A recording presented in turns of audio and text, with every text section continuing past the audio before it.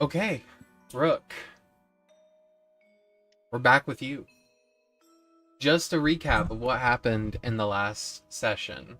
We ended up with the party making their way back to Spellguard, finding their way down to the basement, opening the door, only to see Calypso's father look at Simour and say, "Hello, hey son," and that's where we ended it. But we are back with Rook, and this time you have made it to Vecna's castle. He is watching in the distance, and you can see and hear there is power in the land, floating and collapsing all around everything. Vecna turns to you and says, "I will keep up my end of the bargain, granting you what you seek. But now that I am free, maybe you can alleviate more of the details to me." And you can repeat what you've already told him that you specifically wanted, such as, it's not necessarily power, it's more like just the ability. Wealth beyond imagination. I want everything that I could ever dream of. Everything. So you do not just want power, you want possession. I don't really necessarily want power. Exactly. So you want possession. Yeah. You want to never lack anything again. You hear what sounds like the ticking of a metal door slowly creaking open.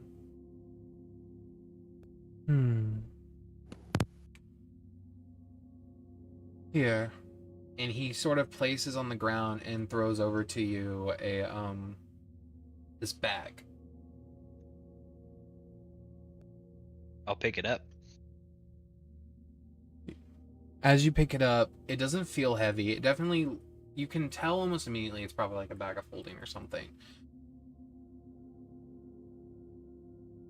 It's up to you if you want to do anything else with the bag. We'll look inside. You look inside, and what is the first thing you want to summon to yourself? Yeah, I think if he was like thinking along the lines of, okay, this is granting my wish, it would be a small, I'd say about a foot tall golden statue of Rook. It slowly begins to push itself out of the bag. Okay.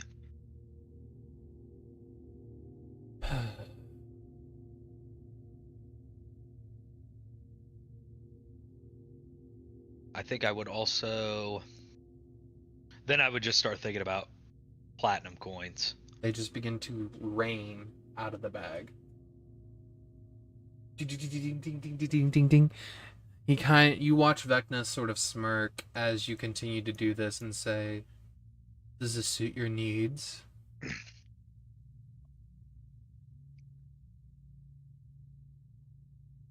I would see if the bag could make a solid gold like construct like Skeever would make, Mm-hmm. Like a big, like solid gold golem.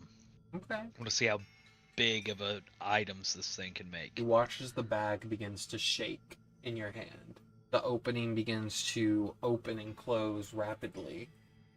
You kind of are forced to drop the bag, and you watch as it spreads out to where it's super thin, and it's like a 20-foot radius. And you watch slowly as a hand reaches out, and then another hand, and a solid gold golem about 12 feet tall is pushed out. This will suit my needs. Of course. But understand this. To take something, it must belong somewhere else. You are not creating. You will not earn. You will take.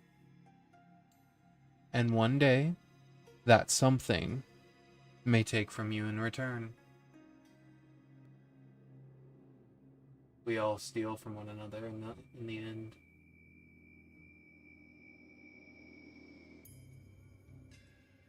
I guess I'll worry about that when that time comes.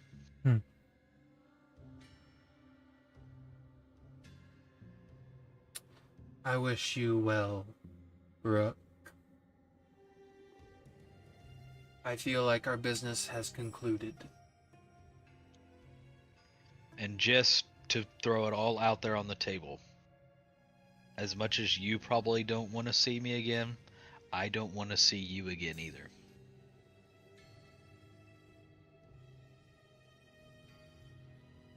That is fine. You will never see me again, Rook. That is part of our deal. Okay. Sort of get like this like itchiness in your eye, and when you blink back, Vecna is gone. Yeah. All right. I'm gonna leave now. You go to leave, and I need you to make 2 more wisdom saves, a charisma save, a con save, and a sleight of hand check. Oh God. 2 more wisdom saves. Yep. I have no fucking lucks left. You got 1 DM inspiration. Come on.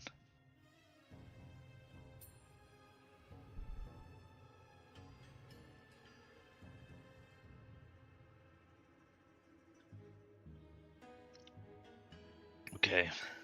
Okay. Okay. Second wisdom save. No, no, no! Mm-hmm. Mm-hmm. Mm-hmm. Mm-hmm. Okay. Uh-huh. Mm-hmm. At this point, when I feel shit going on, I'm reaching in and taking a my library card out of my bag. You don't have your library card, you left it with them. I have a bag that makes everything. Yeah. I will I make my specifically library said card. it didn't make anything. I specifically said it stole. Well, sure. Okay. You're gonna try to steal your library card? Yeah. Okay. I'm willing my library card back to me. Okay. And would you say this would be after the first rule that you failed?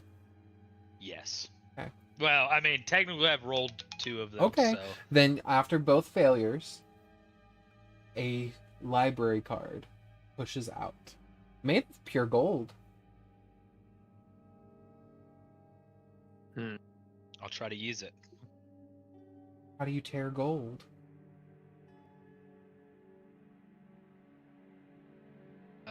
I'll try to. It's probably Mhm. thin, so I'll try to bite it and break it. You bite into it and you break it, and you watch as like the spark of magic juts out of it, and a clash of energy, and like as it opens, what you see before you is a vault door. I'll knock. To enter, you must pay the price. What is the price? I thought it was knowledge. Knowledge does not pay the bills. Oh, this is the golden library or something now. 3,000 platinum is needed. Okay, I'll just start pushing some of that pile that's Yeah. around my feet. You begin to towards him. just throw it into it, and almost like a Roomba, it just sucks up all the platinum. And the door, as it sucks up a platinum coin, the door inches open for each platinum until finally it sucks all 3,000 and it completely opens. And you see the swirling vortex of gold.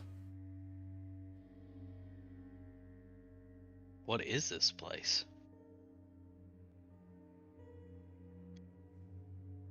Is this Rook saying it out loud? Yeah. Is there anybody? I mean, somebody talked to me, but I assume I don't see anyone here. The door only responds and says, I am only the keeper of the door.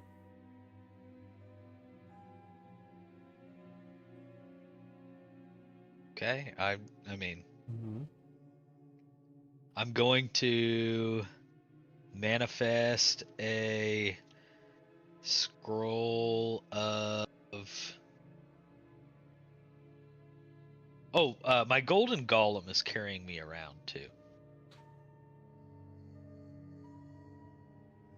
Or can I not control him? Your golden golem is carrying you around. Okay. I'm gonna send him into the vortex first and see what happens. He chugs on in. And just kind of disappears. Yep. Okay, I'm heading through. As you begin to head through, I need you to roll that charisma save.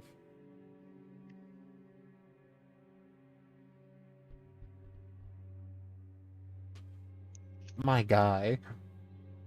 There we go. I need you to roll your sleight of hand. Okay.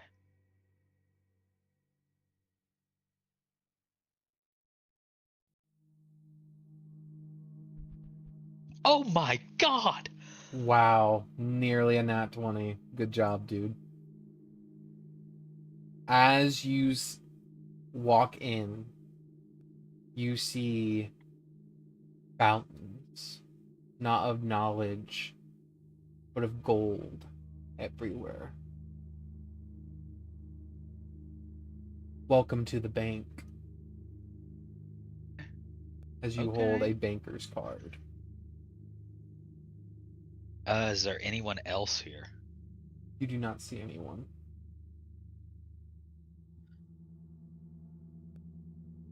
Hello? I'll kind of shout out to this place. You wait a minute. Your echo reverberates back to you, a hello. And then you watch as like a fountain that is spraying out melted gold coins begin to sort of like bubble up. And you see this sort of like golden looking wave look at you and say, hello, welcome to the bank. Who runs this place?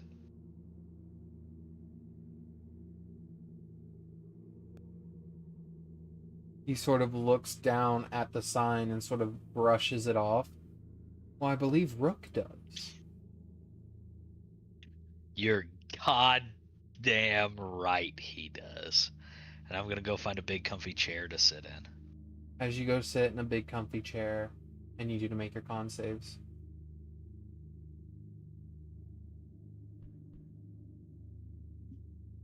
Not horrible. Much better. Mm-hmm.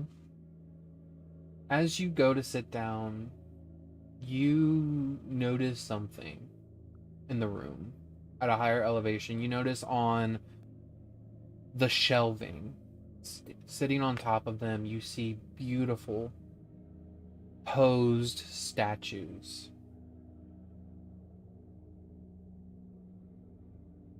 As you sit down, Rook, you don't notice it at first, but then with your second con save, you look down and two of your fingers have gone completely gold.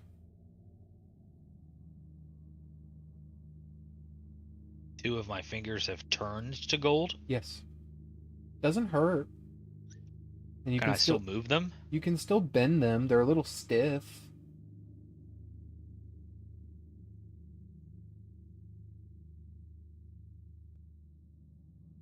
Is it the middle one and the thumb?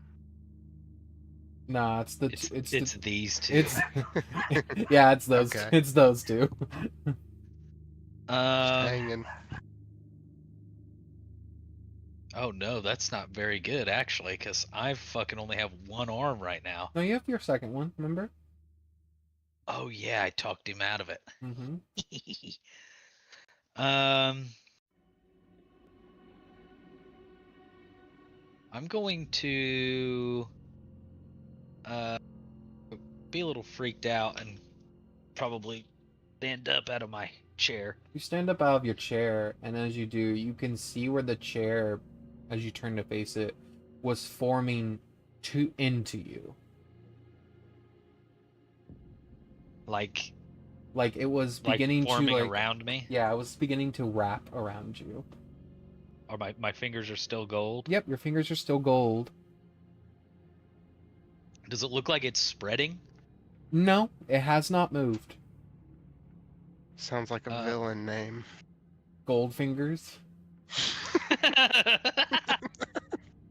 This plural. Is there anything in this place that's not made of gold? No. As far as you can tell.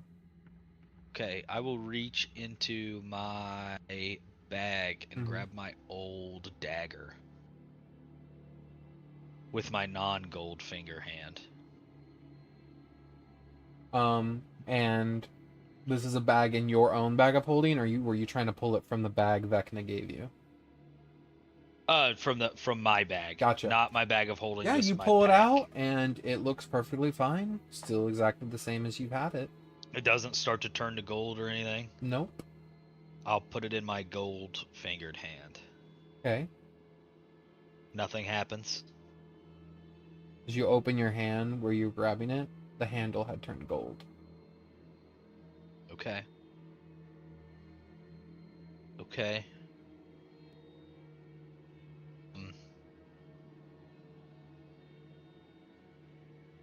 Okay. If I put my hands together, do I start to turn more gold?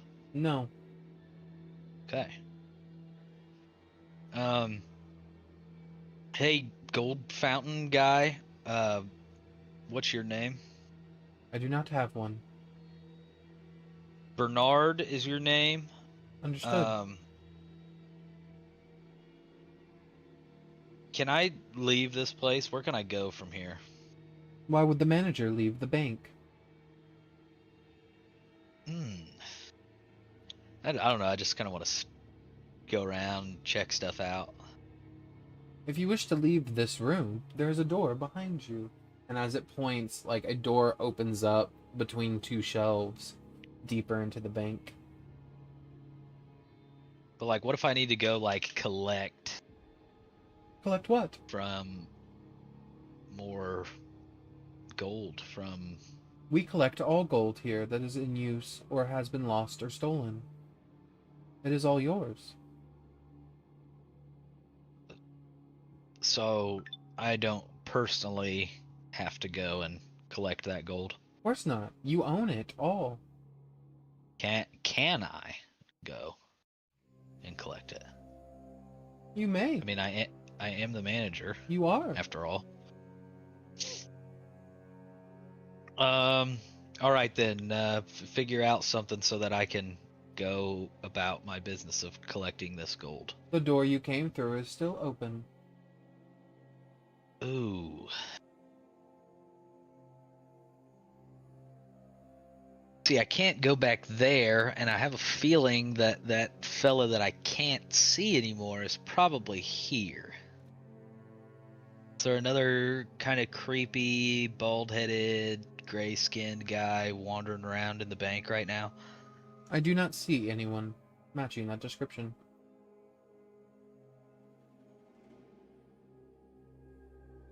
Are you me? I do not understand your question. What do you mean, am I you? Okay, I don't understand the question I'm asking either.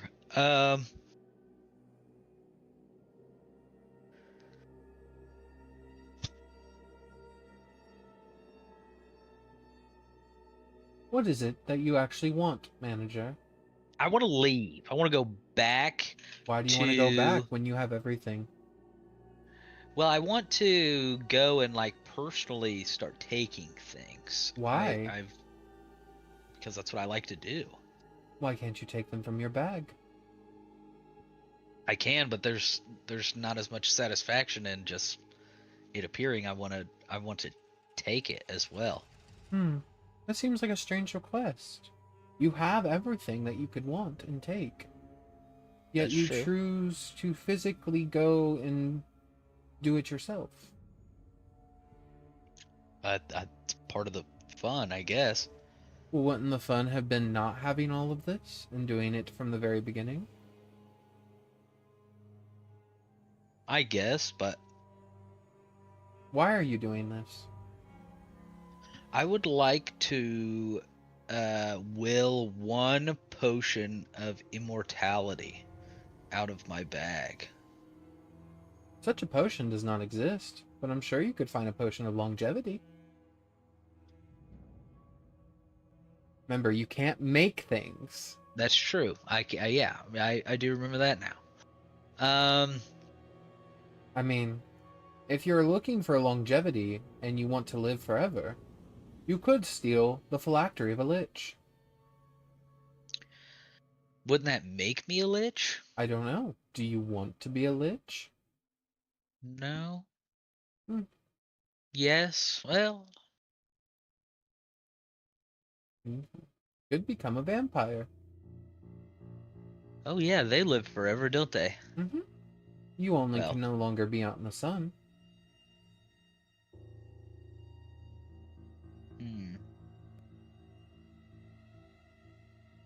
And how does one turn themselves into a vampire? You must be bit by a vampire. Or drink their blood. I would will one large potion bottle of vampire blood. You watch as a Out of my golden bag. bottle begins to rise out, about the size of a large great healing potion. I'll drink that. Okay. You uncork the bottle and you begin to drink it. I need you to make me a Constitution saving throw with disadvantage. Random vampire blood. Oh no, I should have been really specific. I don't think Rook knows any vampires by name though. Oh golly! Okay. How about an 8? Oh wait, was that charisma? That was. Yeah, that was charisma. God damn it, you and Cole. Sorry. Okay, that one's more betterer. Okay. With a 16, you upchuck all the blood you intake as your body resists it, essentially. You want to be I a don't think vampire? that's gonna work. You gotta fail the save. Oh, Do okay. lycanthropes Do you live want? forever? Are you wanting to willingly fail? Sure, yeah. How much HP are you at?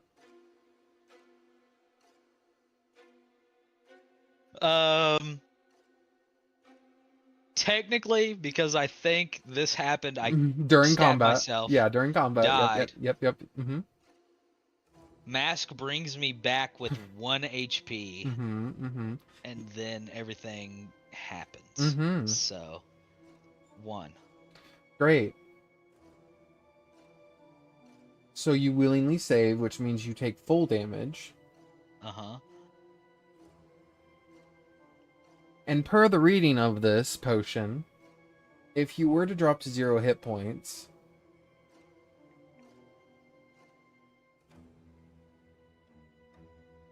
you begin to become a vampire. Under the Okay. control of the vampire's blood that you just drank. Ooh. Okay.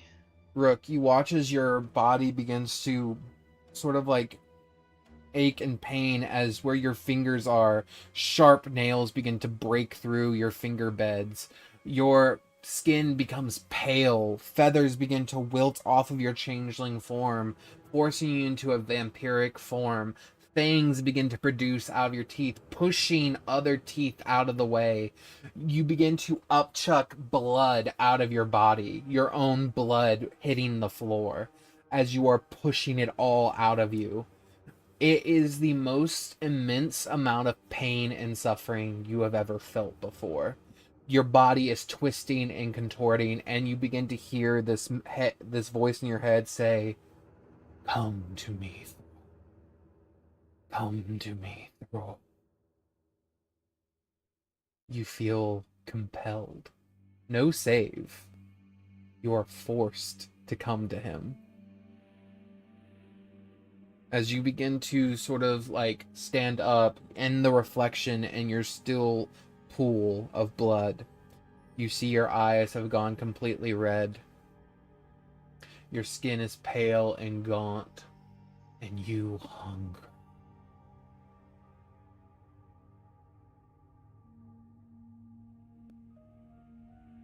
As you sort of look around,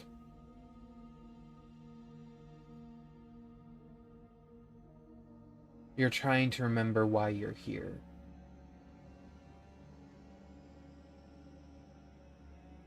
You're trying to remember yourself. You just know you need to find this person that's calling to you. You have to find them.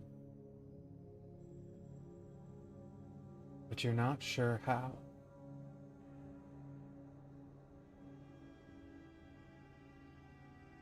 What do? Vampire Thrall. I start pulling scrolls of teleportation and anything else that I can out of the bag to try to get. You begin to get pull to this this stuff person. out, and you begin to sort of like beginning to sort of cast it and attempting to, and then you have this flash that hits your head harder than when you stabbed yourself in your own chest. You feel this sharp pain, and you hear Simour say, "Here, Rook," and you hear the flick of a coin in the air.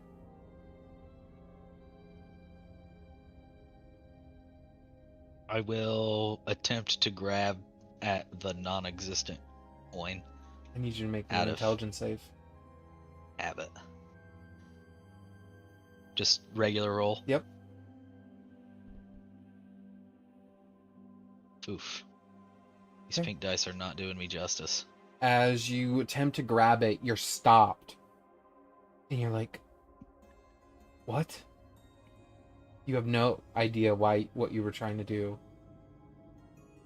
And then, as you're beginning to continue working again, you have another pain in your head again, and you hear this deeper voice that says, "Watch this." And then the sound of an explosion. I'll try to instinctively kind of like cover my face and my body parts. Your ears ring from the explosion.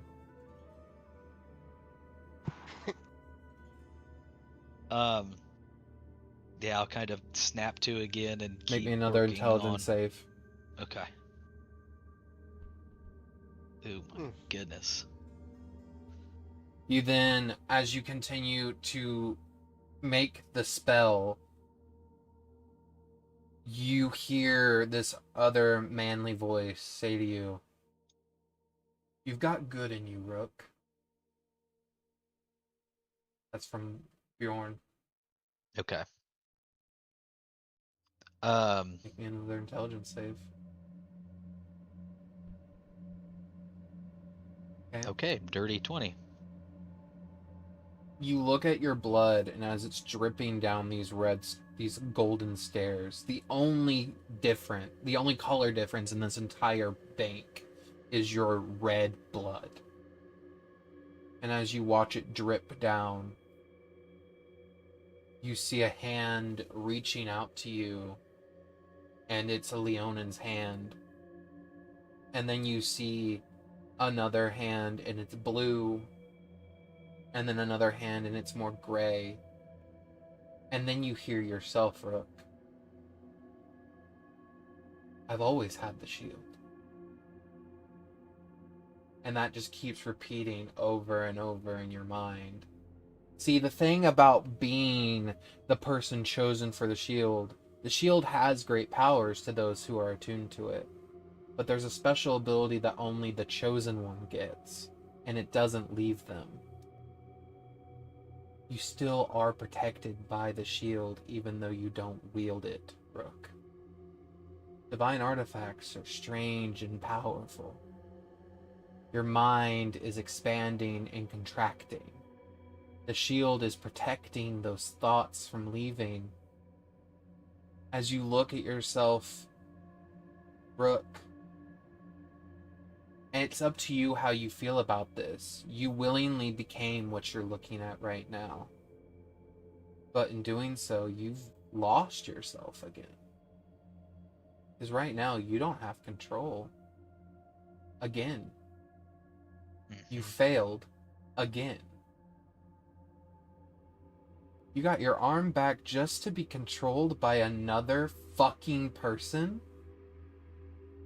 And you willingly did that? You see yourself in your own blood look at you, and you watch as bloody hands grab around your throat, and you hear your own voice in your head scream, "Why the fuck are we letting ourselves get taken over like this? What was the point?" I'm reaching into my bag Mm-hmm. in hopes that there is a cure for vampirism. Some kind of potion or something that someone somewhere has made. There is one cure for vampirism. Coming out of your bag is a singular scroll. As you grab the scroll, and you open it, it is a wish. Oh no. I just be doing stuff. Out of the scroll, though, a ring does fall to the ground.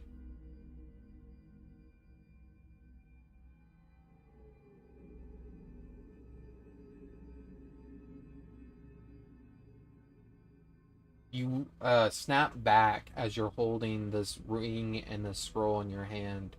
The bloody hands that were wrapped around you are gone, but you are covered in your own blood as if you rolled around in it for whatever reason. You look at yourself, and you can still hear that voice beckoning you to come, but you can hear your own voice now fighting it, but it's getting weaker. It's getting louder than the whispers ever were. It's consuming everything about you. It's pushing everything that makes Rook down into the shadows. Locked away. He doesn't get to come out anymore. You have to stop this voice, or it's going to suffocate you again.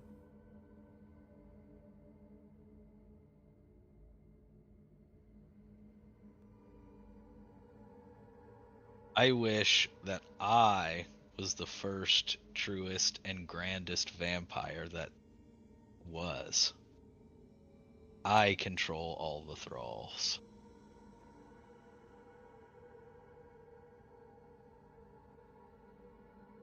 As you say this wish, there is a cost, because magic always has a cost. You watch as your blood begins to boil on the ground. You watch as the golden shells and gold collected begin to fall down and melt into a golden pool. You watch as it begins to spiral around and around. The cost for this spell is a godly fortune.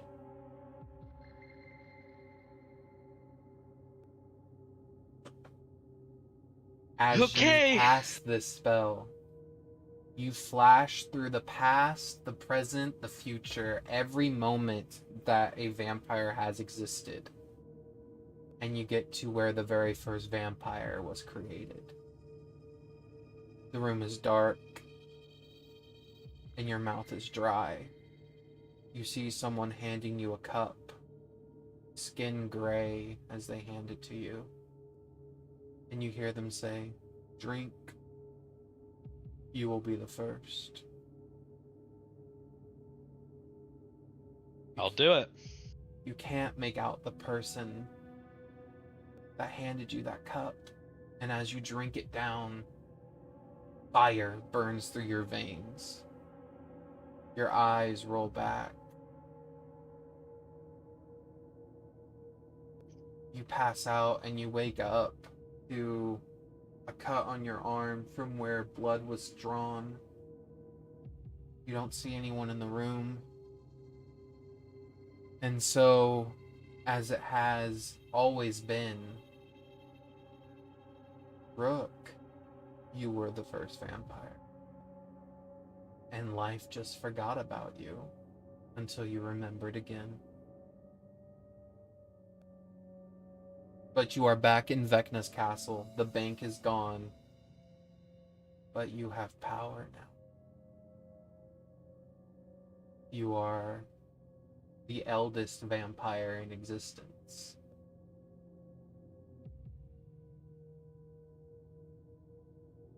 And you turn to look out at the sky, Rook, and you watch as you see cracks beginning to form in the air.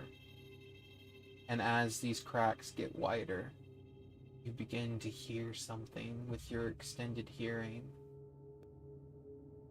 We dream of magic owned by mortal hand. We dream of gods no longer controlling our lands. You watch as the Shadowlands emerging from beyond, a dragon-like body stitched together with human bodies, slowly ripping through whatever frayed planar barrier there is, as you're watching the worm that walks punch a hole through the Shadowfell. And he is beginning his emergence. And he's one plane away from the material plane now. And we're going back to everyone else. Oh. Sorry, guys. Okay, we're back here. As everyone opens the door to this vault lab that gets opened via the item that Calypso has, the door lowers and you see sitting behind the desk is a man, Calypso, that you recognize. But not only does Calypso recognize, Simour, you also recognize this person as he looks up and says, "Son?"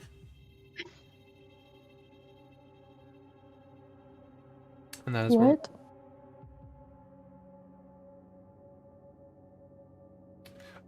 He kind of looks around and he looks at you, Simour, and says, "Are you going to introduce me to your friend, Simour?"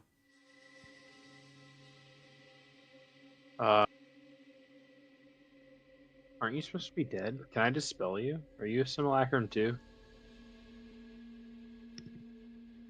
I'm not sure what you mean. What do you mean I'm dead?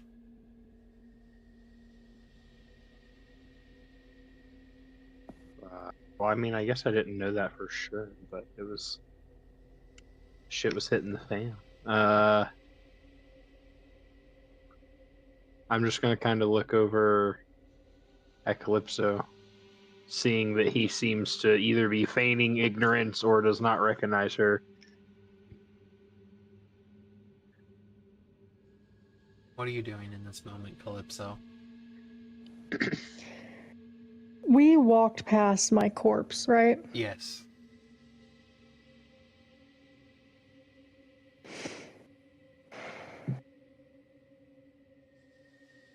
I guess it would be hard to recognize your daughter when she's standing in front of you, with her corpse not far from you, huh? Daughter. Oh my.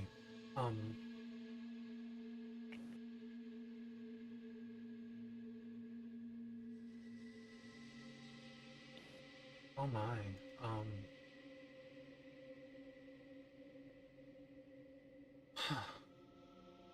I can't say that I have one.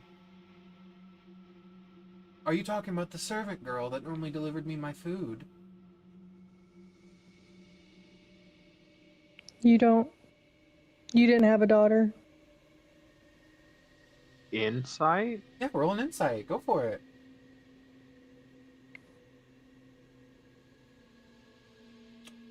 With a 22, I mean, it's not that you're not detecting lies. His facial expressions don't line up with a liar. Like, he's not doing anything. He's not nervous or has anxiety. Make me a perception check. Calypso, he just kind of looks at you and says, I'm sorry, I can't say that I ever did have a daughter, as far as I can remember. You hear a bell ring on his desk, and he says, oh, 1 second. And you watch him, like, this potion rise up from his desk, and he uncorks it, and he drinks it. And as he drinks it, you watch his eyes sort of, like, flutter for a second. He kind of looks down, and then back up and says, oh, hello, son. What was that? What was what? When did you get The here? potion. Who are these people? Is there another potion on the table? Not currently, no. Is he still holding the bottle? Yeah. What was in that bottle? Kind of looks down and goes,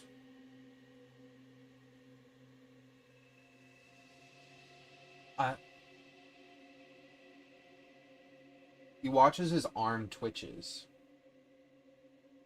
And he crushes the vial in his hand, and glass pierces his skin, and he begins to bleed.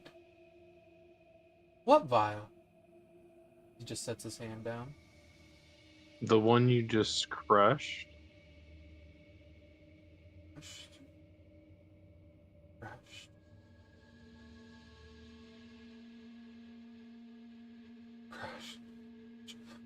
They're coming. Run! Run! Run! Hi, Seymour. I'm gonna cast Dispel Magic on him. Yeah, you cast Dispel Magic, and there's nothing to dispel.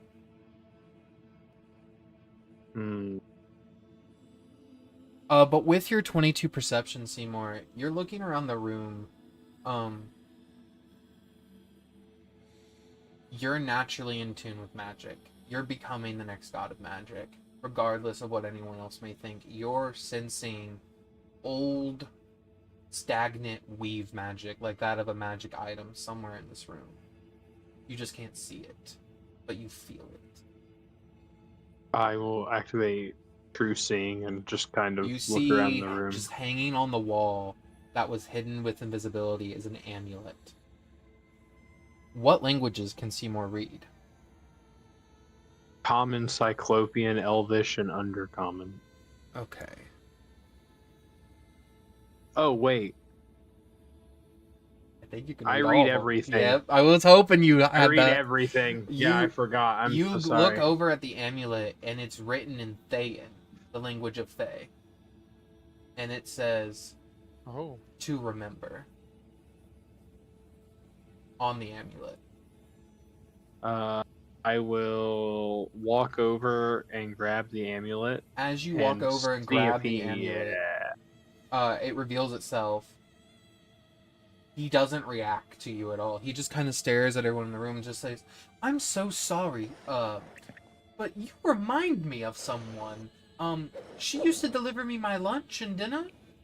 He's looking at Calypso. I will remember back to the journal, Mm-hmm.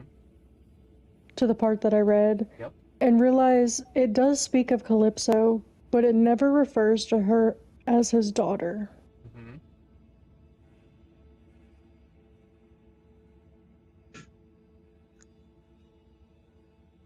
So strange. I feel like I know you. You're holding the amulet, Seymour. What would you like to do? I'm gonna put it on him. Yeah, you just kind of walk over to him and just fucking drop it. Yeah. He Just kind put of it looks. on- No, I'll put it on him. Well, I will he turns to secure you it and to just his sort of like body. embraces you like a father to son. He says, "Oh, did you want a hug?" And then as he thinks you're going in for a hug, you just drop the amulet Yeah. onto him. You drop this amulet on him, and this sort of like He purple can have a crystal. hug too. This purple crystal begins to pulse. You watch as his eyes become like cosmos, and you begin to see like steam and smoke rise out of his eyes as he begins to twitch and contort, and he falls to the ground and begins to seize. Okay, I will remove it. I need you to take 5 points of fire damage for touching it. Sure. Do you want to try to keep holding on to it? If so, it's a con save that you need to roll, because it's essentially heated metal now. Yeah, I'll make a con save Okay. because I want to identify this thing. Got you.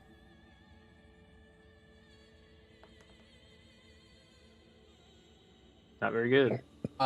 With a 14. Yeah. Does that pass or fail? It does fail. Okay. What was it called? I can never remember what it's called. That adds 7 to it. Genius. Flash of Genius. Adding 7 to a 14, making it a 21. Yep. That's a pass. Appreciate. As you're about to drop it, Calypso in the corner just says, "Use the fucking oven mitt," and just tosses you like this goddamn mitt.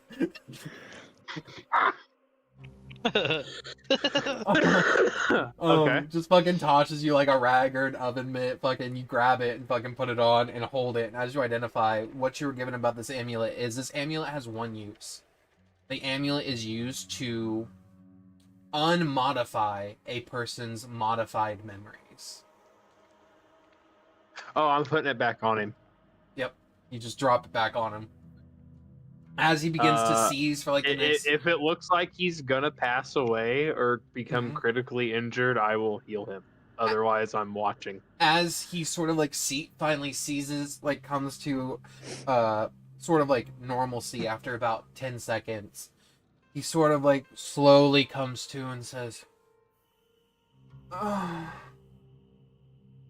Seymour, under the desk where he fell, you look and you see close to about 1,000 vials under his desk. Of that liquid? Yeah. I'm gonna reach up and grab one. You grab one. Do you identify the liquid inside? It is Absolutely. is liquidated modify memory that already has predetermined preloaded memories. Jesus Christ. Okay.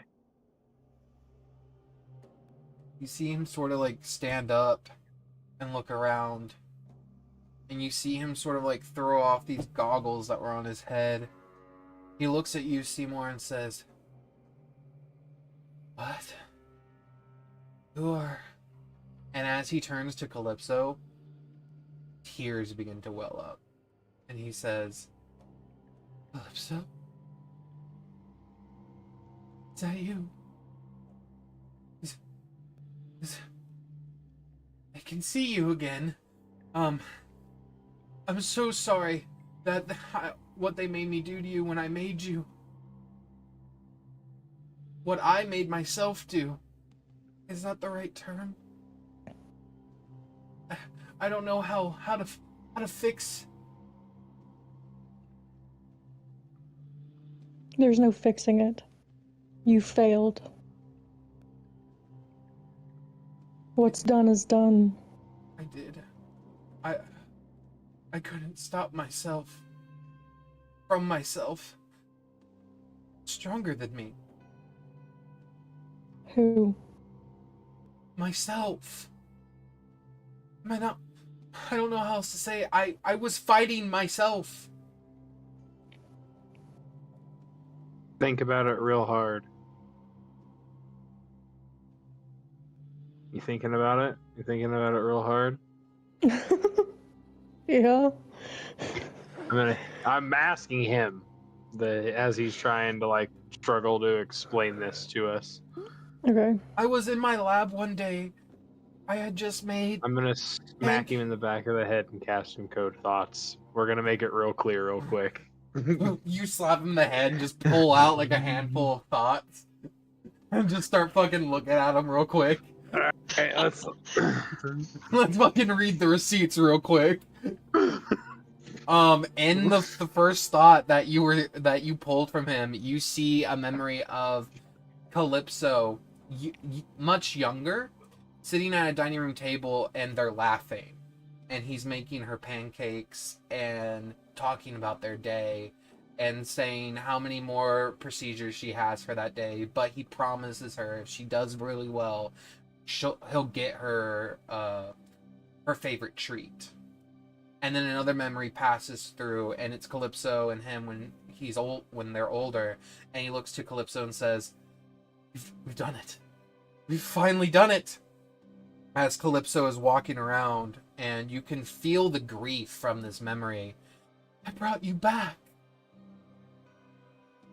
And then you see another memory of when he's about to open Calypso's door, and you watch as the wall and doorway to Calypso's room begins to fracture, and as he presses into it, it's like he's hitting like rusted metal that collapses in his hands, and it just opens to like this sort of like swirling purple and blue vortex that he just falls into. And as he flips through it, he plops out in the same place, but he sees himself.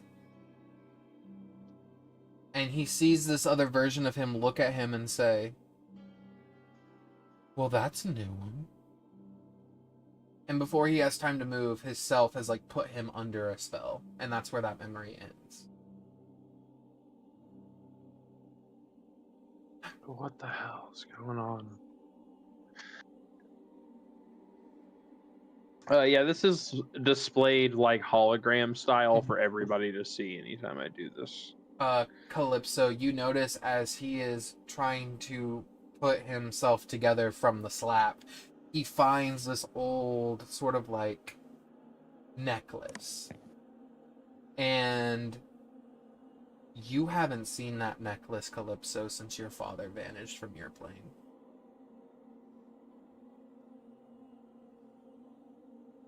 You remember your father was sick.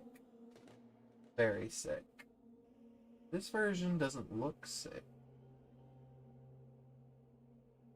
And you swear you remember him dying.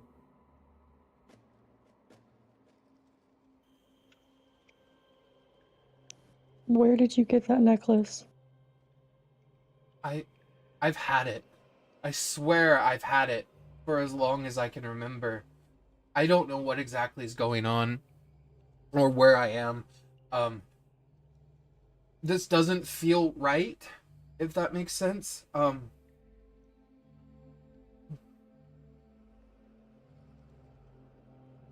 Hey, Calypso.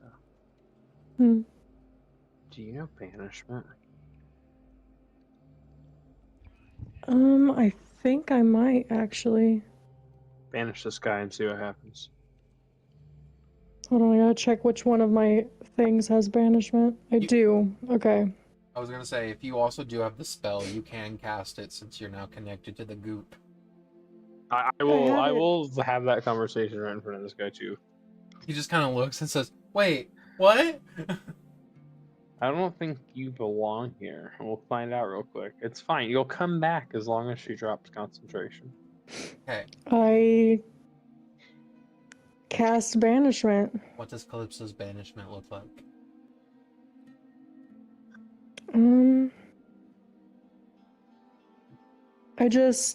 I use it through my shield. So I just take my shield into my hand and I tap the front of it, and an aura will expand out until it reaches him. As it reaches him, he sort of presses his hand into it, and you watch his chains wrap around him. And as soon as they tighten, poof. How long would you like to hold the banishment for? The full duration? I will ask, how long do I need to hold it, or should I just drop it now? I mean, I don't care if he comes back necessarily. That's how we know for sure he doesn't belong here. So he's not the same guy. He's definitely not the same guy that So you think those potions he was taking was giving him the memories of the guy who brought him here? Maybe, or they're preloaded. I mean, I'm gonna cast and code thoughts on the one that I'm holding and see if I can do the same thing. You cast. I don't know if encode that works. thoughts.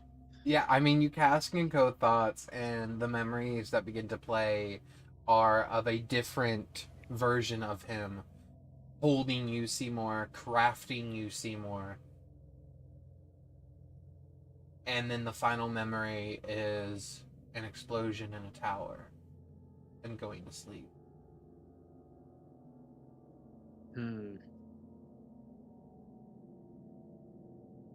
There's something Interesting. else that you're missing, but you don't have enough of the vial.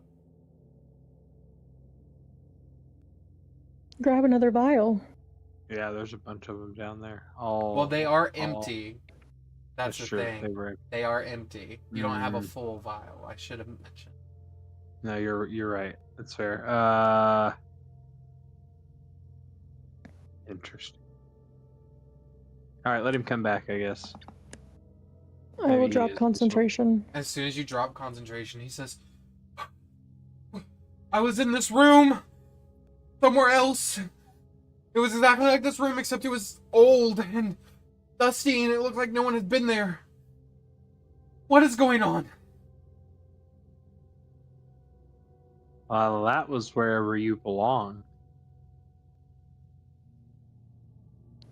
I don't understand. You're on a different plane currently. My dad's lab hasn't been used since his passing. Your dad died? I thought so. Did I ever see the body after he died? Did we have like a ceremony or anything? Yeah, you saw the body. You guys had a ceremony. Were you ever sick? No, but my Calypso, she got very sick because she got hit with spell plague, and I was trying everything I could to heal her, and nothing seemed to work. I found this ancient device, and I tried to plug it into her chest to get her heart to start beating again, and I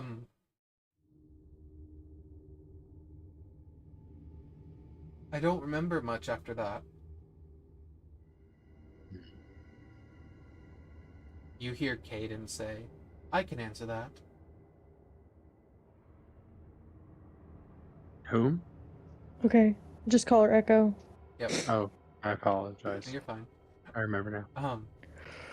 Echo answers, it is because the Calypso in your dimension was not a viable candidate like this one. So her cells imploded and caused your universe to slowly deteriorate.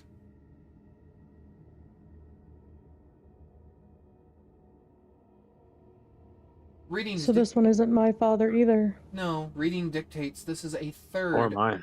This is a third version from a third person from a different plane.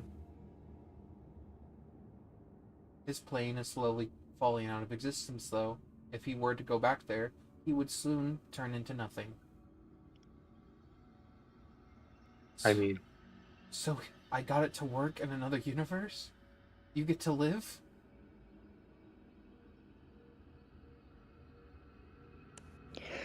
Yes. My father was successful. At least someone succeeded.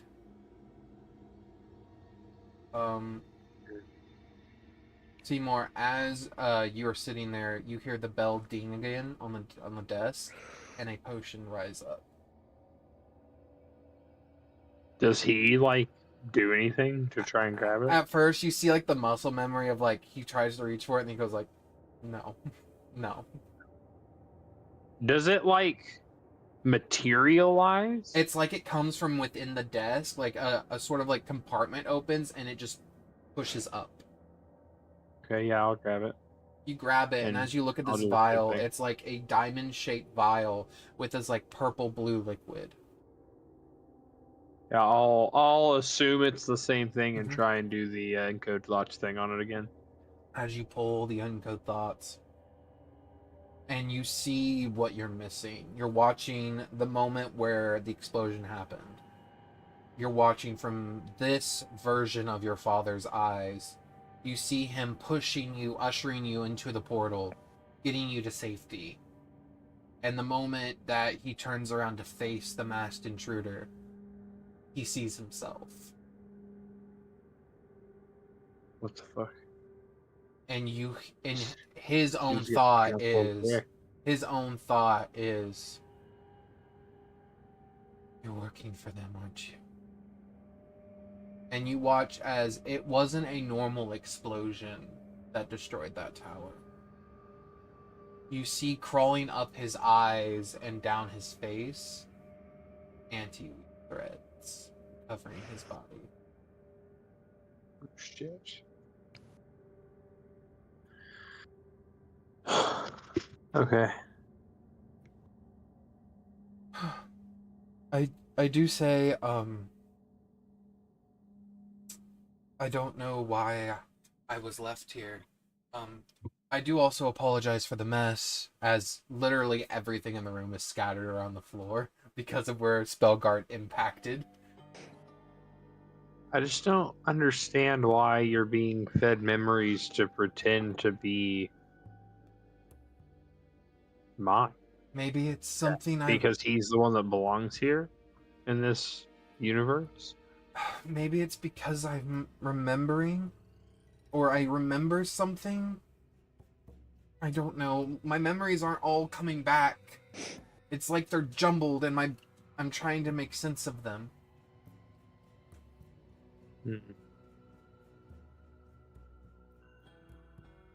He looks to you and says, I do apologize for whatever the version of me did to you in this realm. There is no sorry I can say. And I don't deserve to be accepted, because it was still me. I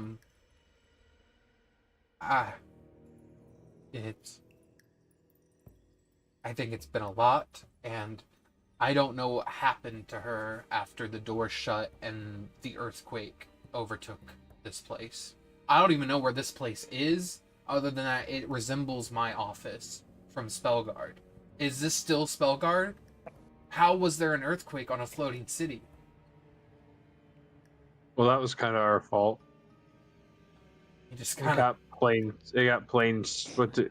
Really, this Spellguard isn't even really where it's supposed to be because it was in the middle of a plane shift and then like we accidentally dropped. It's a long story. Okay.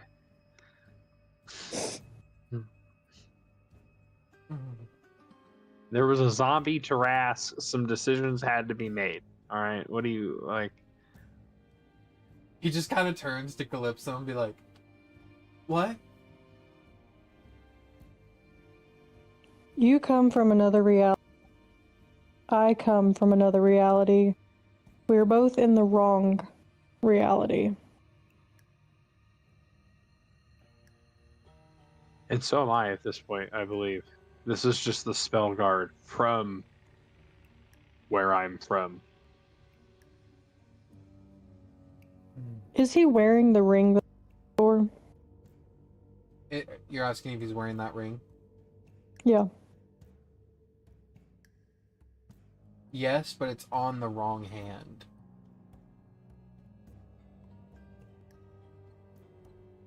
Would I be able to tell if that ring is connected to the machine here or if it's from his reality? You would have to like touch it and like identify it. Like just looking at it looks very similar. The ring you wear. May I have it? He just takes it off his finger and puts it on the desk. Of course. I was always meant to be given to you. I will pick it up and identify it. It is a ring of golem control. Has the ability to summon one battle-ready golem to your side. So it's not the ring I'm looking for. Well, the Steel Defender, it is a golem. Oh, is it? Okay. Yeah, it's a golem. It's just he called it a Steel Defender, and it's just gonna have golem level stats. So it's a ring of summon golem, and it's specifically that golem. Which is exponentially better than a steel defender. Yes, expeditiously, if you would. Like the retreat. Yep. I will put it on. As you put the ring on, it just sort of like forms to your finger and fits perfectly.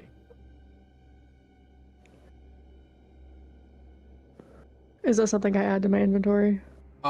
You can just add a Ring of Golem command, just like a custom item. There's not an actual item I built for it. And I will go ahead quickly and add to your extras that defender real quick. That is, if you would like to try to summon it. Would you call it Ring of... what was it? It can be Ring of Summon Golem, or you can do, if you want, you can do Ring of Warbound Porter if you want, just so you know it's yours. Or Ring of Porter, because either one works.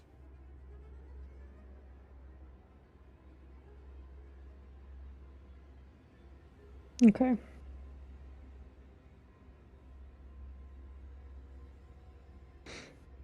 Alright, it is in my inventory. Wonderful. Well, somewhere. I gotta refresh. You're fine.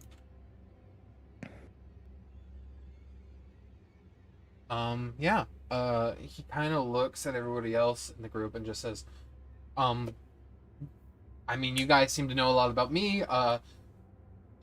It's weird because I know the memories with you, and points to Simour, aren't my memories necessarily, but I feel like I know you, even though they were false memories. So Simour and Calypso, who are your friends? That's Gideon, and I'll point at the hippo, and I'll point at Ragnar, and I'll be like, that's the new guy. Ragnar just And goes, then I'll point at Skeever, and I'll be like, and that's the inventor guy. Skeever. Hello there. As they're talking, Skeever, and you kind of are like lost in your own thought, your right hand is phased. I'll put that in my pocket. As you put it in your pocket, you go down to like your wrist as your fingers still stick out of your pocket, and you kind of curl them into a fist to hide them.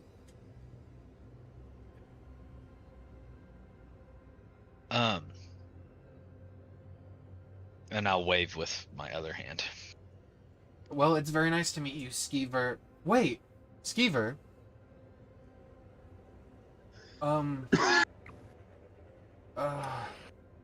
Quickwit. Is that your last name? Yes. Oh my god! You are a very famous artificer from where I come from. How famous? I mean, famous enough to have your own tower built after you. Damn. Wow.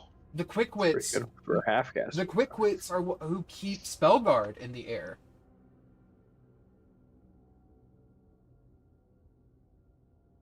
I see. You guys were making other magic tech devices similar to that of Spellguard and implementing them into other cities to make tiered cities. To help population control and to stop deforestation. Because of the war with druids and everything, we needed a way to compromise with them. It's very nice to meet you. Turns to Gideon and says, you seem like a very well protected, looks at your robes and staff, but then also looks at your gaping muscles and goes, I'm not quite sure what you are, But thank you for protecting the people closest to me. They are also my friends, and I will always look after my friends. That's wonderful. You see him sort of like look over at you, Calypso, and say, is there anything else you need of me? Please, I can only thank you enough for relieving my mind from that spell. I feel like all this conversation that's happening, she's kind of stuck in her head and she's reliving the last memory she had with her father and watching him get sicker and sicker and staying by his bedside as he died and then having the ceremony. And even though it's not her father, she knows it's not her father from her reality. She gets to see him again. And I think a couple tears fall from her eyes as she just moves forward to hug him. As you move forward to hug him, I need Calypso to make me a dexterity saving throw.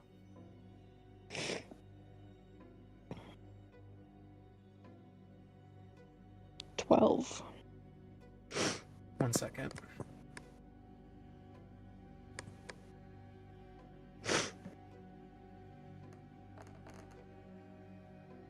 It's a 17. It's a 17, he says.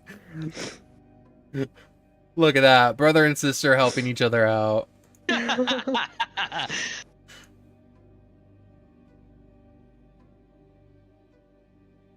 Calypso, how many hit points are you at? 146. Okay.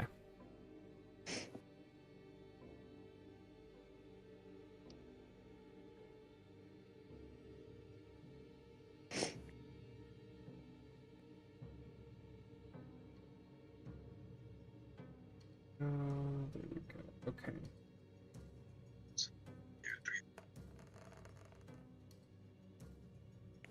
Okay. Calypso, with a 17 on a dexterity save, that does fail. As the back of your back, you are pushed forward, smacking into the wall, and you can feel where the impact happened. And Seymour, you see smoking out of Calypso's back, where her magical armor, like, held it back.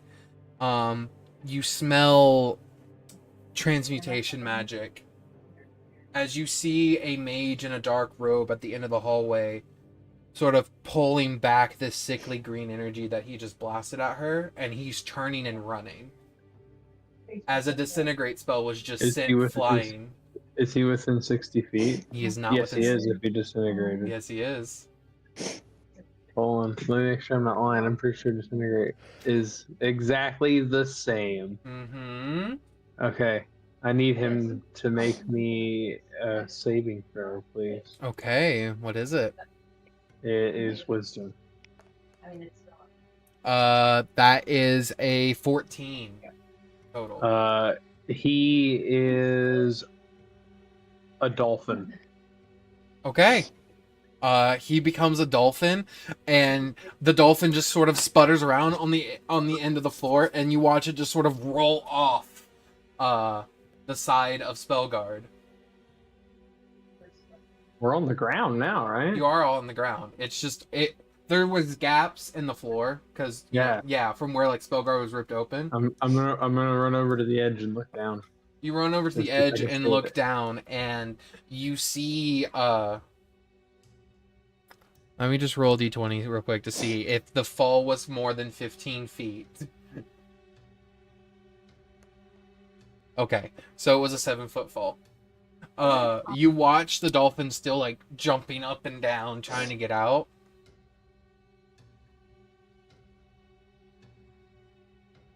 I will. So does the jump look to be about 15-ish feet? It's a 7-foot fall. Sorry. I'm gonna just climb down the wall head first, super creepy style. Yeah. And I'm gonna try and drag the dolphin back up the wall. Yeah. You begin to do. Actually, I'm just gonna grab the dolphin and misty step for free to the top of the wall because Yeah. I have 8 strength. Yeah. You do that. You Misty Step. Like you get to the dolphin. You tie a rope to it. Misty Step back up, and Gideon and you pull the dolphin Oh, up. I guess I needed a mission door technically, I so I mean, can bring the dolphin. I was apologize. gonna let you use a rope to No, like. I like that. Yeah, we can have Gideon haul it back up. Yeah, you and Gideon haul it back up, and as you guys do, No problem. you see the dolphin comes up. Thank you, sir. And then, Gideon, you feel like this tingling sensation in your arms, and Seymour, you're watching as Gideon's tattoos begin to pulse. Oh, what do you got going on there, bud? Gideon, you hear something in the back of your head, and you watch as tears within reality begin to appear around all of you. And let me go. I need everyone to immediately roll me initiative as these mages just spawn in, all of them threaded.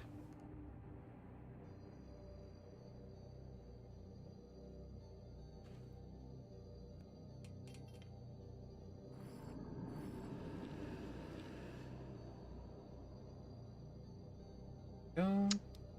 That's not good. I rolled a 6.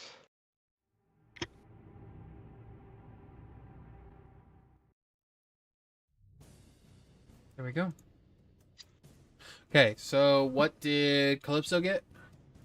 16. Beautiful. There we go. Gideon got a 6. Is that right? Mhm. Okay. Yep. Ragnar got an 11. Seymour 23. Skeever. What'd you get? You. Real quick. Hold on 1 second. You're Sorry, fine. guys. You're fine. What do I need to roll? Initiative. Initiative. He's like, oh, wait a minute. Nice. Okay, 23 again. Wait, Cool. wait. I'm waiting. What? I was doing the meme. Oh, okay. Hey, Skeever, you're up first. Anyone within 30 feet of me gets a +1 to their AC. Okay, yeah. Ooh. Anyone within... Say 30 feet. Mm-hmm. 30 feet, baby boy. Okay, let me scroll down real quick. Gotta find something. There he is. He'll be over here.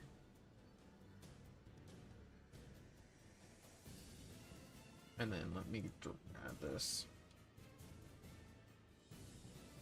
And no one can teleport into the aura. And allies in the aura have advantage on saving throws to maintain concentration.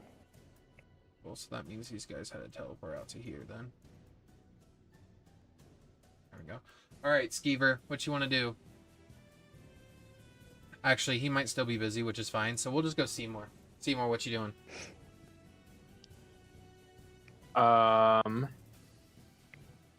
Wow.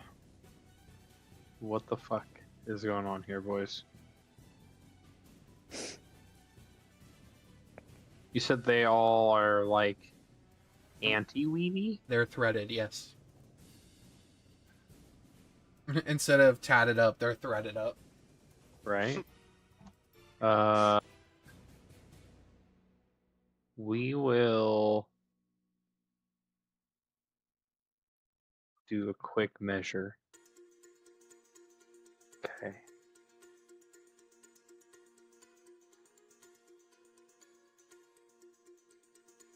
We will expend 2 sorcery points to bonus action cast a spell, and we Okay. will activate the... No, we won't. We won't do that part. That's a little bit silly. We will cast just a nice little lightning bolt. Okay. No, let's do a fireball, dude. We always do lightning bolt. Okay. Where do you want your fireball to go?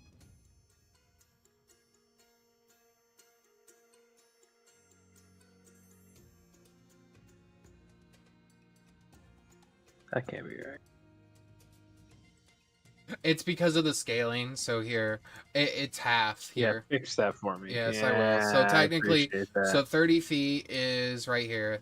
It's half because every foot you move is doubled. So 20 would be... Wait, you're doing a fireball, right? So it's 20 feet? Yep. All right. Yep, sorry. So that would be a 10-foot sphere.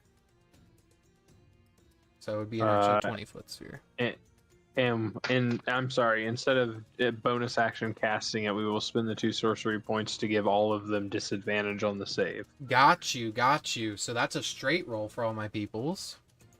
Hey, that's better. Give me just a second.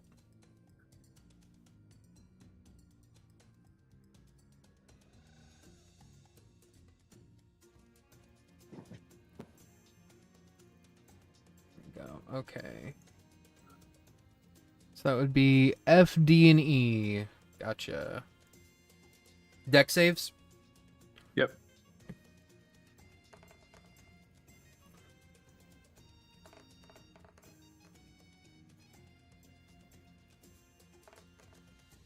Okay, all 3 fail. Alright, we'll do... Sorry, I have to scroll back up. You're fine. I'm just using the free cast, so it'll be the standard level 3 version. Okay. We will spend another sorcery point to empower that, so we Okay. can re-roll those 4 ones, because that makes me sad. Okay. That's minusculely better. Subtract 4, add 10. We netted 6. You watch as you impact them, and as the fire burns around them, you watch as like the fire gets sort of like absorbed into their bodies. Yeah, that tracks. All right. So only half damage. That's it. That's my turn. Okay. Calypso. Okay. So before I do anything, Yep. I was looking at something. With my hammer, it says if I cast a spell through it, Mm-hmm. I can, hold on, let me see. Hammer of Recalibrate, cast a spell through the hammer, choose one creature to gain something. So who is our squishiest member right now? Like who has the lowest AC? Probably me. I have 17. Oh, Okay. yeah, it's not me anymore. It's Um, that robe. I forgot. It's between you and Skeever, to be fair, because Skeever Mine's doesn't. bonkers Skeever does now. not wear full like heavy armor. Armor. Yeah, he wears light. He does wear light armor. So it's either one. Take your pick. They're about the same. Autumn said, "Fuck you guys."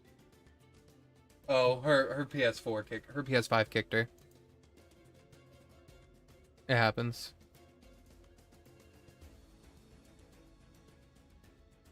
That gives me more time to do this. Sorry, my PlayStation just cut off. So I'm gonna go ahead and give him a +2 to his AC. Okay. To Seymour. Was it Q to Skeever? DM'd it to me accidentally, but he said he has to dip. He sent it to me too. Yeah. Sorry, everybody. Bye. Good. Have a good night, dude. Be safe. See you later, dude. I gotcha. Traitor! Call him out on it, Right. boys. Call him out on it, boys. Call him out on it, boys. I love how his camera froze like that.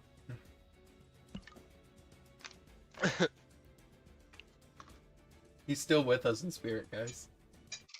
Okay, can you hear me? Yes, I can Yes, hear you. ma'am. Okay, I had to turn my PlayStation back on. So I guess whoever has the lowest AC, and I guess Skeever has the lowest AC? Yes. Okay, so that would give him a +3. Everyone else gets a +1, but he has a +3 from me. Okay.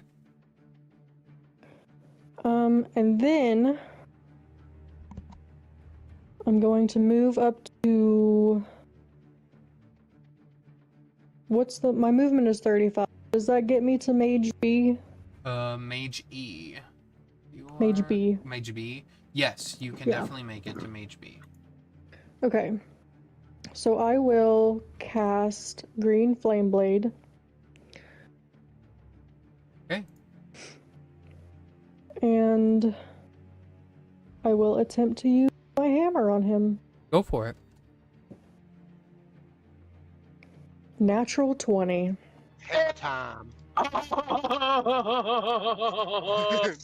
It's hammer time. Yeah, it So- fucking is. Go for it. Knock him out. That's 22 plus, and my dice is D8. Mm-hmm. 6. Mm-hmm. And And then my spell. and then your green flame blade. If you write. That is 7 to him. Mm-hmm. And then is there a target? Let What's me the see. range? 5 feet of him?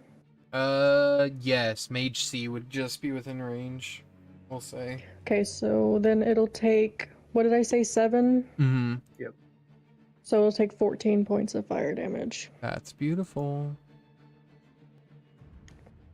And is Mage B still standing? Yes. So I will take my second attack. It's fine. And Green Flame Blade works the first time. Does it work for the second hit or just the first hit? No, I mean, if you want to use it again, I don't mind. Melee cantrips, Oh, I is it a don't. one? Melee cantrips, Okay. I don't care if you do them multiple times for multiple attacks. It doesn't really bother me. I do think rules is written. If you wanted to follow it, you technically can only do them once per turn. Because there's, I mean, it's whatever. I truly do not care. If you want to do it again, go for it. Trust me. no, that's okay. I'm totally down for letting you guys do that because these guys may or may not be scary. Oh, okay. Then I guess I will use it again. Go for it. Okay. So second hit. Yeah. That is 19 to hit. I'm going to shield, so you miss. Okay. I'm gonna What are you gonna do? attempt to stop that shield. Okay, you counterspelling me? No. I'm gonna do the one that I can do specifically that I'm looking for the name of currently. Okay, you let me know if I have to roll anything. You do.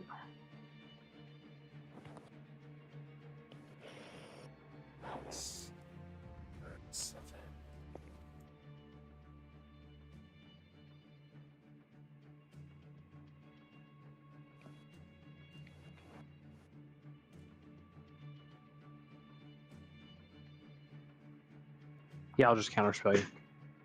I think it's like Right. swallow magic, isn't it? It's under features and traits, isn't it?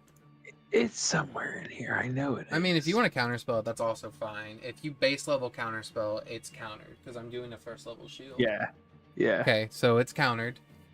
You I hit can do me. that Roll for your free. damage. Hold on. What does it mean? What's it mean? When for it says a magical effect on the target is suppressed until the start of your next turn, what does that mean? It means if I have any ongoing effect like haste, bless, something like that, those would be magical effects. Buff nullifier. Basically, is what it is. You're nullifying those abilities off of me. Okay, so it says when you hit a creature with the hammer, you can force one of the following effects. I can make him make a strength saving throw or be knocked prone, or make his speed become 0. Mm-hmm. There's other things, but those are really interesting. Let's knock him prone. Okay. Strength save is what it said? Yep. All right.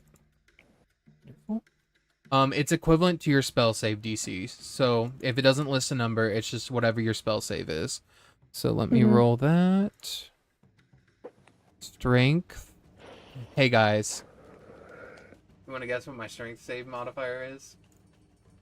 Please tell me it's a -1. It's a -1, so that's a 12. So he's now knocked prone. Yeah, he just goes prone. You look at him and you crack him in the head with that natural 20. You see where like you are seeing brain matter come out of his out of his head, but he is still very much alive and staring up at you. His eyes are completely darkened except for like you see his pupils and you see like these like almost like spider webs dripping out of his eyes that are made of like anti-weave. Okay. So do I get advantage on someone knocked prone? Yeah, you can roll again now with advantage. See if you Okay. get that nat 20. It was another 19. Well, then you doubly hit. Okay.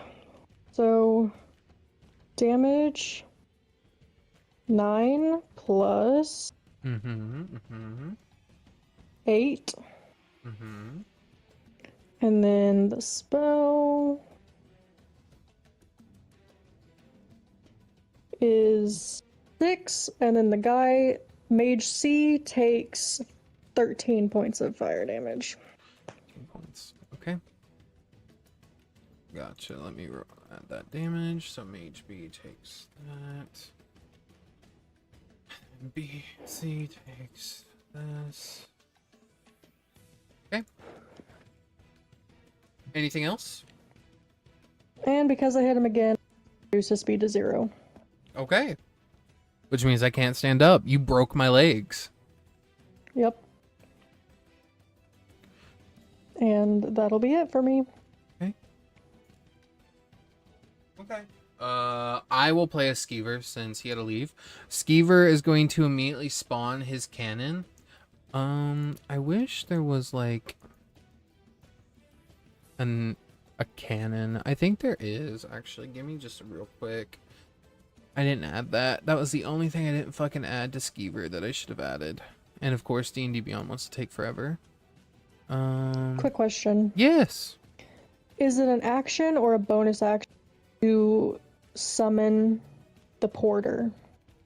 To summon the porter, because of how strong he is, I will have to make it an action. Just because of how strong he is. I just wanted to check. No problemo.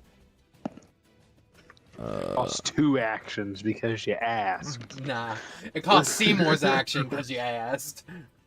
Oh. I'd say it's a free action. I say Gideon doesn't get a turn. Oh. Oh. We've all been victimized.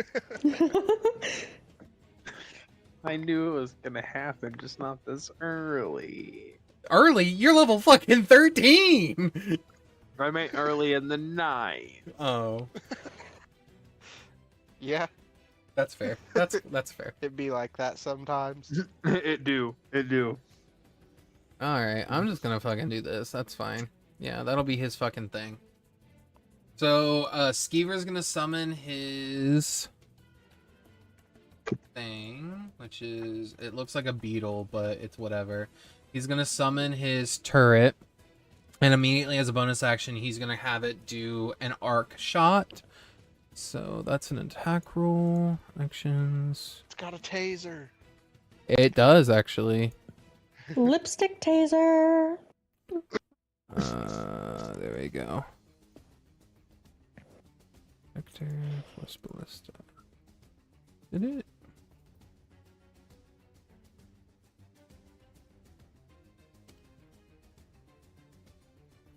There we go.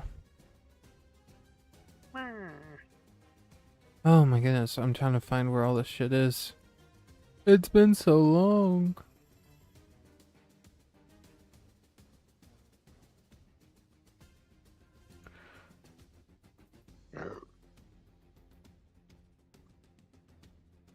Killed her husband. Can't convince me that it didn't happen. I don't know why. Oh, whatever. It's at the bottom. Alright, so that is 2d8 lightning damage. Make a ranged spell attack. So, Skeever obviously doesn't have any ranged spells. So let's fucking give him one real quick. Ray of Frost. That works. Fucking roll. Skeever with an 18 on Mage B with it would hit. It doesn't have a reaction anymore. Nerd. That's 2d8. That's 13 lightning damage. Go, and then Skeever will then use his action to run up, and Skeever is going to cast. Fuck it, yeah. Skeever's gonna do this.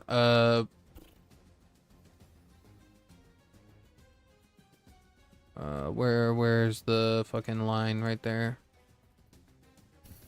A wall of fire appears. Right there. My boy. There we go. And then that's 4d8 fire damage. Okay, so 15. Wonderful. That guy doesn't get hit, but these three need to make their saves. And it's just deck saves.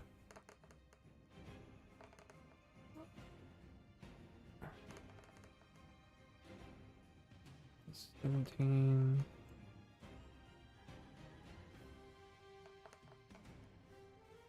Okay.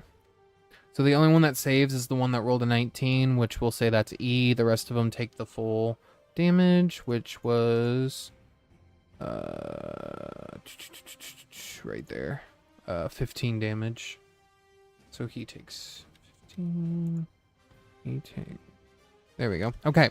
Up next, we'll just for right now we'll skip Ragnar and we'll just go Gideon. We'll say Ragnar and Gideon swap places just for the time being. Gideon, what do you want to do?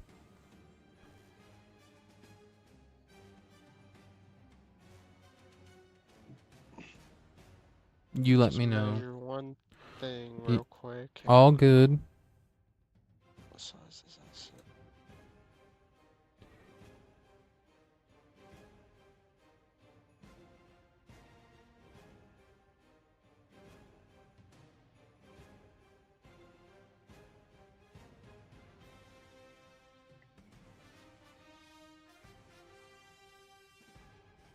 So if it's 10 feet, it should be 5 feet on here.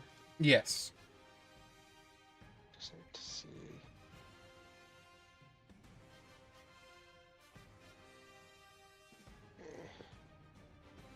Alright.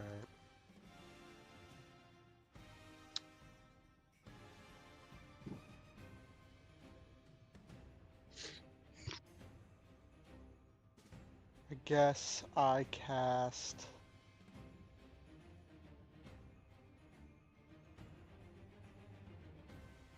telekinesis. Okay. On what?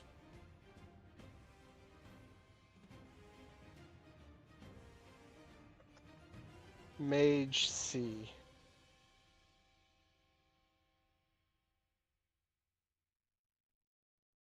Okay, I had to make a strength save.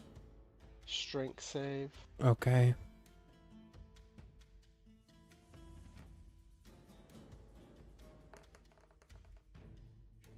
So that's a 17. Let me roll again, because I have advantage on magic. Gotcha. So, nope. I believe I fail. Let's see, what is my save on this? I It's believe not- you're above 20.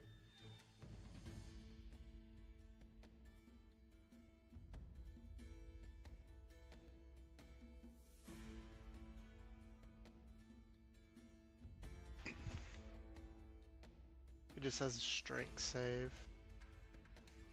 If you check your spell Oh, list, I see it. I Okay. see it. It's 24 now, yeah.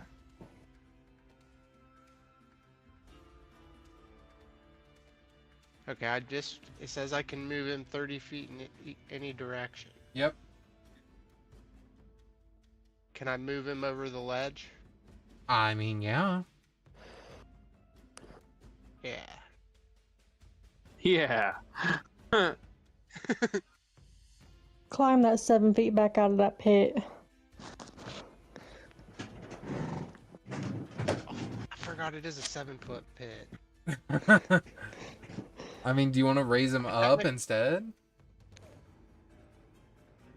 The ceiling goes up to 40 feet. Yeah. Okay. So instead of raise moving him them, up. I'm sorry. you're fine. We'll just raise them up.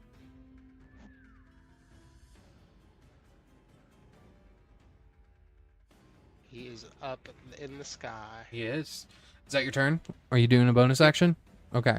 I think I'll move though. Okay. I'm gonna move like right here. Okay. So Mage A is up. All right. A is going to move over to here. And then... So... Yeah, I'm gonna use my sorcery point and extend... 3 sorcery points to extend the spell. So I can go to there. So 60 would become 120. 90... Yeah. So I need everybody in that cone to please make me a dexterity saving throw.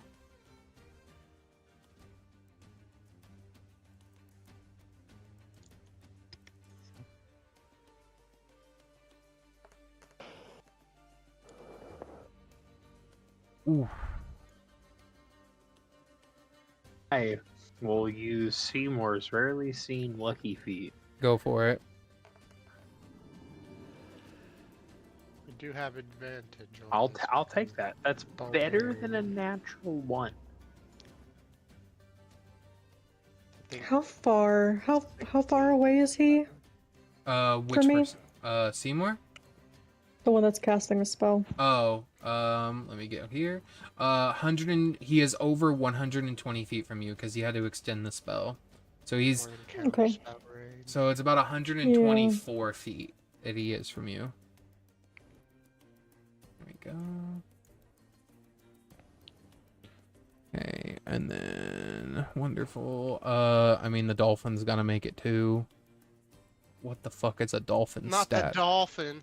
I mean it's an AoE, motherfucker. It's the guy that fucking disintegrated Calypso, dude. He attempted to. There's heavy implications around the fact that that guy's still polymorphed, and I haven't made any con saves to maintain concentration. By the way, I don't know just why that is guy's now. still a dolphin, but He just don't- is. I don't think you've taken damage, have you? Did I I hear was you? gonna say you haven't taken damage. oh no, I haven't gotten hit. Since Yeah, I this did that. is your The first fire time. damage was before. I forgot. I'm Yeah, silly. you're fine. I thought I just accidentally turned this guy into a dolphin forever. Is he suffocating? No, he's a dolphin. We're just gonna leave it at that. We're just gonna leave it at that. That's fine, dude. I didn't say anything. Good. Okay. Did anyone get below a spell save of 16? So anyone under a 16 on their rolls? I hit believe I hit 16, 16. Yep. Skeever with a 13, High five, Dolphin with a muscle 9. man. Dolphin with a 9. Okay. And then technically Dolphin with a 9. Big Daddy with a 14. Listen to me. Yeah. Who failed? Dolphin with a 9 is a diabolical. You're and Seymour's dad. Well, some version of our father. Roll. Oh, Okay, so Well, that nice. is 40 points of cold damage. So anyone that's saved obviously takes half. So, as a reaction, Mm-hmm. I'm gonna Keystone will reduce the damage. Mm-hmm. I would like to absorb elements. Okay, so you reduce even further. If I can figure out which dice to roll. Okay. So whoever failed and wants to use this, I'm not sure who. Which, not to brag, but my ward took that. So 8 plus 13. I think kind of leave it up to you. Skeever and the guide that looks like your dad failed. So let me know who. Skeever's part of my party, so Okay. I guess Skeever. So 8 plus 13. Yeah, that helped out a bit. All right. So your dad died. Just kidding. He's bleeding though. He's at half health. But he's not really my dad. I'm just gonna keep saying it. All right. He wears his face, but he did not raise me. That's fine. I didn't come from those balls. Mage You're not B. my dad. Basically. Mage B is gonna look at you, Calypso, and I'm gonna need Calypso to please make me a a dexterity saving throw, please. Cool. 5. Okay. Think there's anything I can do to help you. With I'm those. out of reactions, unfortunately. Would a Yeah, me too. I just absorbed. would a +7 help that? No, that's a reaction. Never mind. Shit. The Let me problem with fighting bunches They're of gonna make me casters. pull out my gun, aren't they? Let me Watch out. Let me see if Skeever has anything. Fuck it. Yes, since Skeever spawned his turret by you, go ahead and add 13 plus 1 second. I gotta roll the dice for it.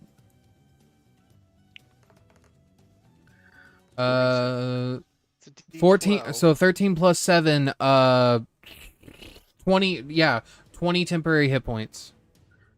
Because of the Eldritch Cannon. But you still do That's fail, right. so Luck. so that is another 72 points of force damage. Are you at 0? Okay. I have resistance to force damage. Okay. Then you take half. You take half of 72. You take half of Wait, 72. that was force damage? Uh-huh. Oh. I think my belt gives me resistance to that as well. It does, but you didn't have to make the roll. So you only take 36 points of damage, Calypso. Oh, this was Okay. a different effect. I see. Okay. I thought this was still off that cone. That is all I can do because you reduced his speed to 0, so he can't even stand up. Ragnar is gonna look around and be like, how bad is everyone looking? I'm okay. I still look relatively okay, actually. My ward is cracked. Right. Ragnar looks down at his hands, realizing healing's the only thing he's good at, and goes, fuck. Alright. Ready action healing spell for next time somebody Basic- gets dick slapped, Kill Ragnar. that Basic- mage. Ragnar is gonna try to cast hold. Ragnar is gonna try to cast hold person on the mage. That's great. What do you mean? Ragnar casts it, and the mage is immune to it because it is not a humanoid. Ragnar, you absolute buffoon. Well, he just figured out something for you all. He just fucking figured out they're not fucking human. Alright, Ragnar then pulls out his mace and shield and runs up to one and readies to fight it head on. Oh, shit. I have advantage against against spells and magical effects. Yes, you do. So do I roll my save again? Yeah, go for it. See if you resist half again. Then you would just take half of 36. Nope, I made the same roll. Okay, well then you still take all 36. Okay. That's crazy. Fate said no. Fate's Yeah. like, nah, bitch, you should have fucking read that sooner. Okay. Mage C is going to look out and sort of see all this crazy shit happening. Mage C is going to begin to concentrate on a spell, but he is not casting anything. Top of the round. We passed Gideon. Mage D is going to look over at y'all And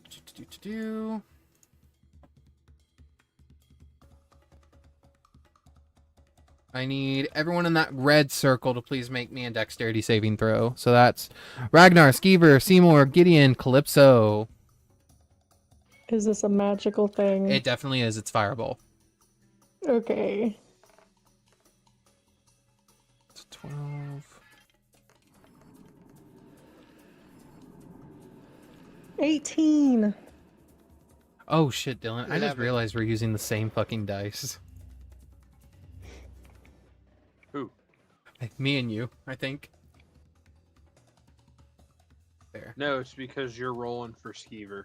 Oh, that's So right. you're I'm seeing rolling your- Ragnar and It Skeever. Yeah, it shows your dice, no matter who you're rolling Yep, for. yep, yep, even yep, when yep. you're the DM. Yeah, I got you. Okay, who got above a 16? Not me, Me. this time. Great. Nah. Calypso is the only one that takes half damage. Alright. Unless anyone else has a way to reduce fire damage. Let me see. 8d6, so that is 20 points of fire damage. I'm crispy.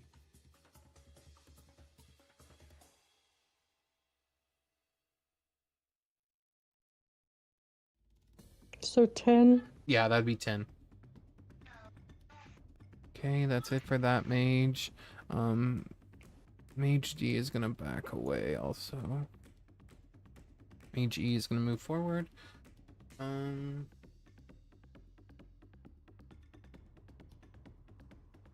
Yeah, fuck it.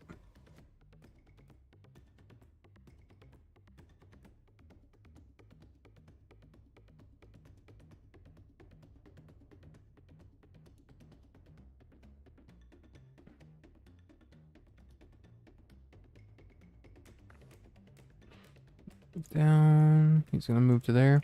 Okay. Mage E is gonna fire off another cone of cold. He is not expanding it, so I need everyone to please make me another deck save.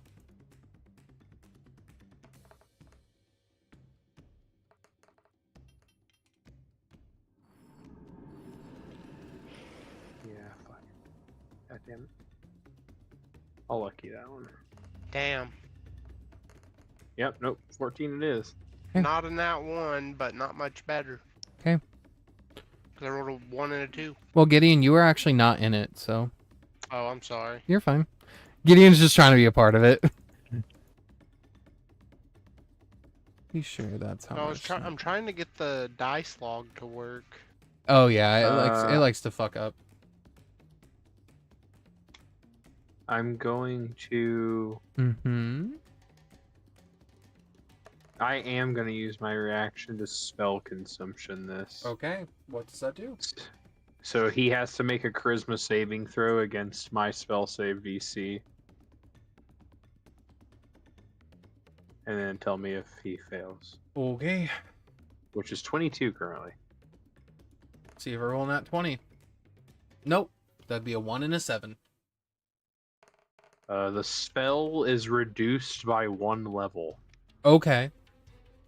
And if that reduces it below its minimum casting level, then it Mm-hmm. goes away, I think. Yeah. Yeah, so this is gone. You guys take no damage. Okay. Mage F is going to move around here, and he's going to look over. Seymour, please make me a dex saving throw. Sorry. I don't know why I keep saying con. 19 this time. Okay, 1 second.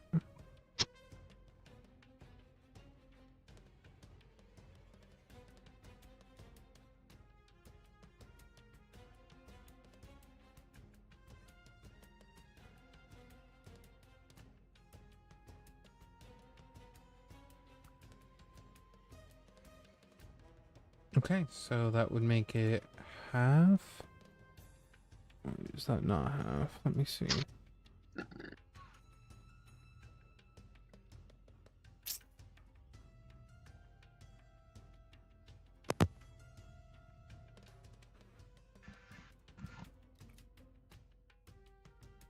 Okay.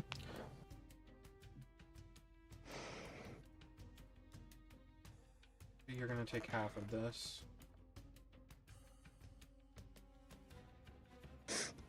So you take 36 points of force damage. That is half of 72. Ow. Oh, and then finally G. G is gonna be not a G, but is gonna be a gangster G, and is going to do straight across here. Need everyone to make me, hold on, I don't know if it's con or dex real quick.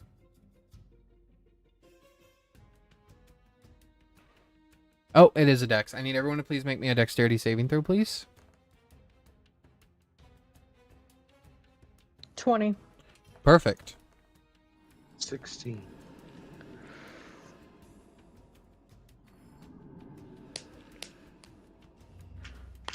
$21. Cool. So everyone above 16 take half damage, and you are not knocked prone. Anyone who got below a 16 is knocked prone and takes full damage, which I believe is honestly on. just Ragnar and Skeever. Hang on, I think I might have a thing here. Okay, what's your thing? As soon as I can find it. I have a question while he's looking. Yeah, what's your question? If you roll a nat 20, Mm-hmm. do you take no damage? No, you still take half damage. You just make the save. No.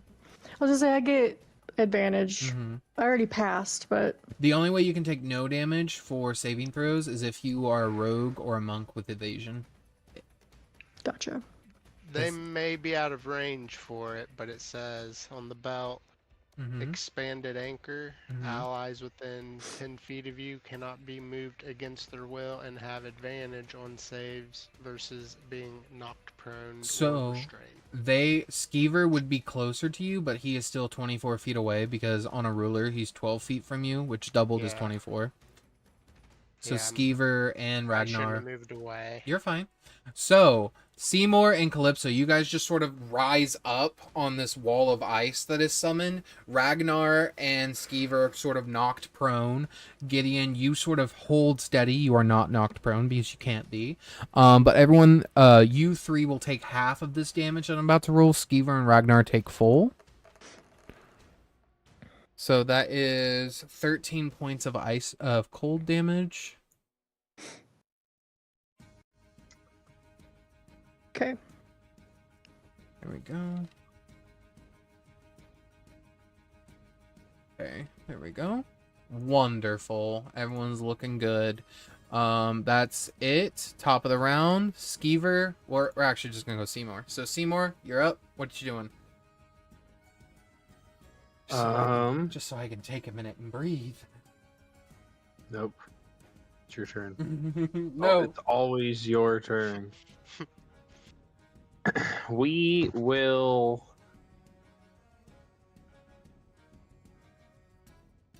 bonus action Mm-hmm. Sorcerer Rage. Mm-hmm.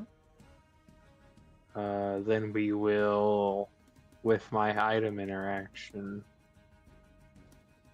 take out my last long rest speed and give it a crush.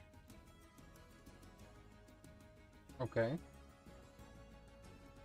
Does it still work? As you crush the bead and try to absorb the power.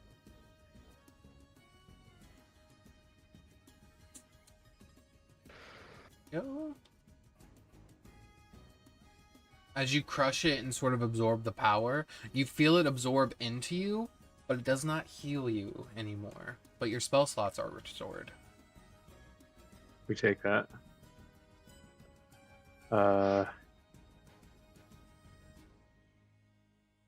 We'll make a decision.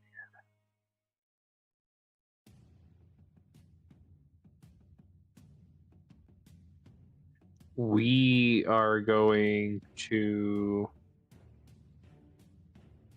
tap into my power source outside of the spell slot area. Mm-hmm. And I want to throw... No, that's... I'm just gonna heal myself. I just want to give a big old heal. Mm-hmm. We're gonna cast a mass cure wounds, and I'm just gonna tap into my power source until it feels like it's detrimental to my health. Okay. I know I'm still stuck here. I'm still just a mortal. I mean, I don't want to explode, but we're gonna channel some energy if we can. As you pull on that power, breaking normal conventions of spells and magic, as you pull on the goop, it is commonly named, you feel this power swell within you. And as you sort of condense it down, you look around, Seymour, and your eyes flicker between this site and the next. And you're watching as the reality that you guys are in is cracking.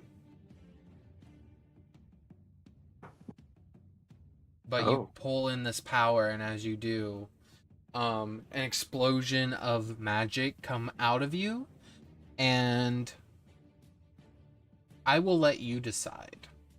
Do you wish to cast Healing Word or Mass Cure Wounds? Or sorry, Mass Healing Word or Mass Cure Wounds?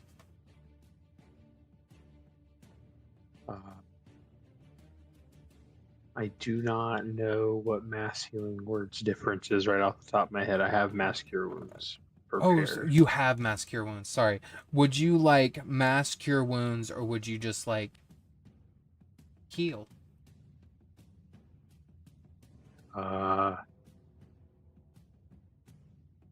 Let's just do heal. Everyone gains 70 hit points. Everyone? Everyone gains 70 hit points. You are healed that much. Nice. Sweet.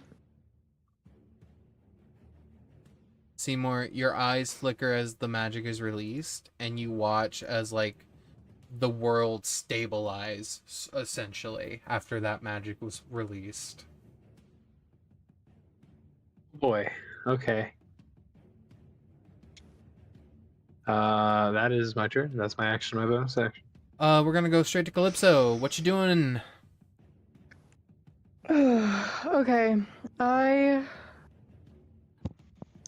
need to move away from the wall of cold, right? Yeah. So Oh, yeah. I'll just skirt around the mage Okay. so I don't leave his combat Yeah. I will. out of... The fucking knockdown mage. You just skirt around him a little bit. Gotcha.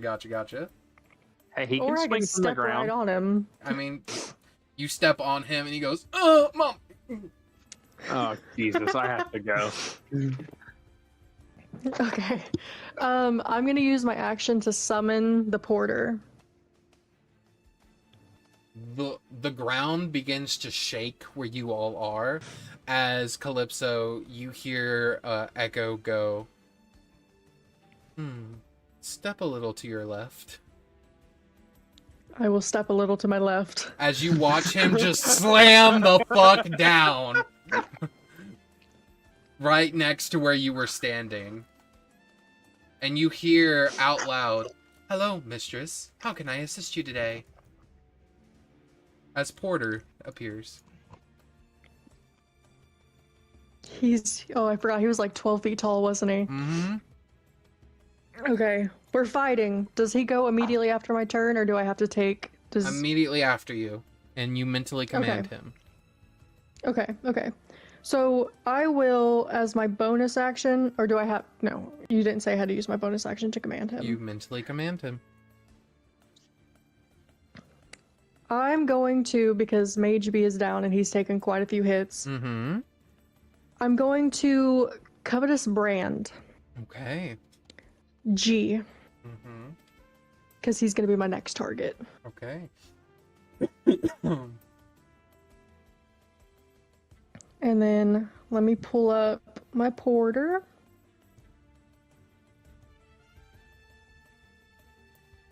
He's going to take a multi-attack on G. Mm-hmm. Okay. So I gotta roll. Plus 10 to hit. Okay. Okay, hold on. Let me go back to my dice. No problem.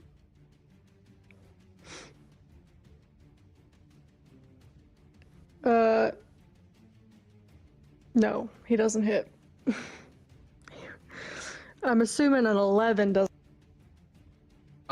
He has advantage because it is on the ground. He's. Oh. Oh, we're attacking Mage B. Okay. Roll again. Does a 22 hit him? Yes. Okay, so he's going to take, let me see, 4d10 plus 5.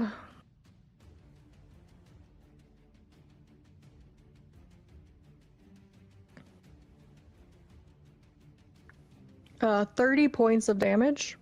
Yeah, as he smashes down into him with one strike, you watch as that mage is crushed, and instead of a body, you just see bounds of thread that begin to just sort of like unravel and begin to just sort of like burn into the ground that they're touching.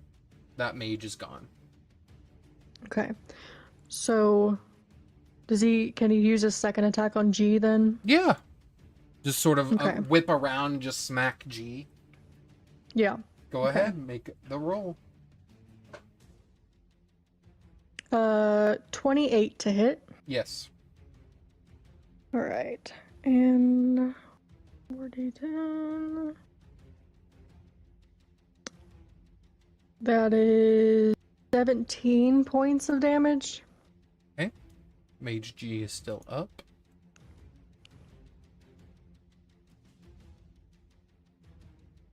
And that will be all I do. Okay. Mage A is going to look over at Ragnar and Skeever, and he is going to chain lightning.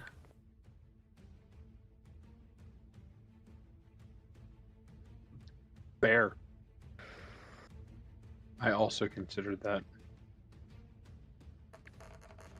Oh wait, it's D8s. Duh. There we go. 27, and then let me quickly roll their deck saves.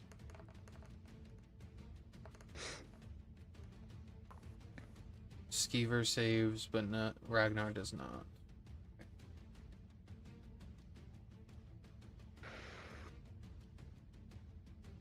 Oh. Thank you.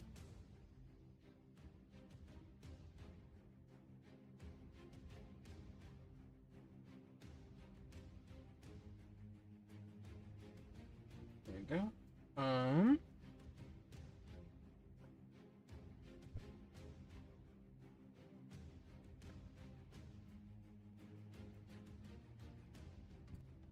There we go. So he takes 15, and Ragnar takes the full 27. Yeah. Ragnar is up. Ragnar's gonna stand up and sort of look around, and he is going to look at this mage C in front of him, and he is going to swing at him with his quarterstaff. So that's a 30 to hit. 5, and then he will then use spells. I don't fucking know. Do you have any? Let me see. What? Do you have spells? Basically. Okay, he doesn't have anything that I thought he would. Yeah, he smacks into this guy. And that's all she wrote.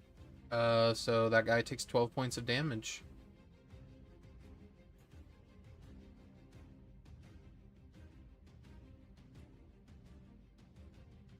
Mage C is going to look at both of them, and it is going to let out a destruction wave. I need both of them to make a con save. 16 on him. 22 on him. So they both take half damage. So they'll both take half damage from this one. 5d8 force. 5d8 necrotic. So that's 24 and 21. It's actually not that bad of rolls, truthfully. No, that's pretty solid. Several sixes in both your... So that's Result. 22 points of damage total that they both take. Okay, there we go. Gideon.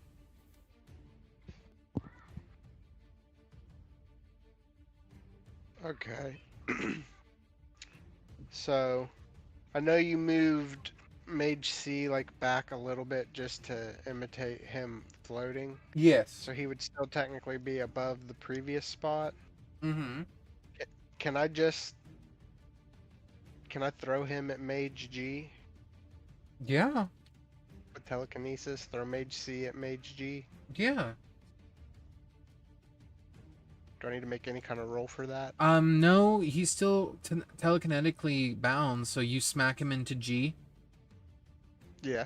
Okay. As you smack into him, I will say damage rise. Roll me 3d10 bludgeoning damage, and then I will need to roll a strength save with advantage.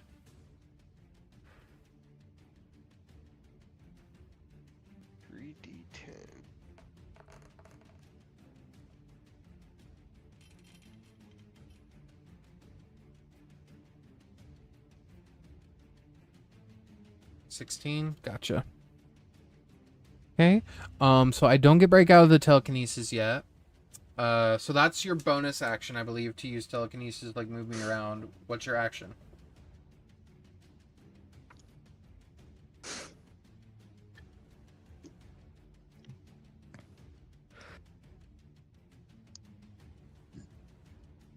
I am going to...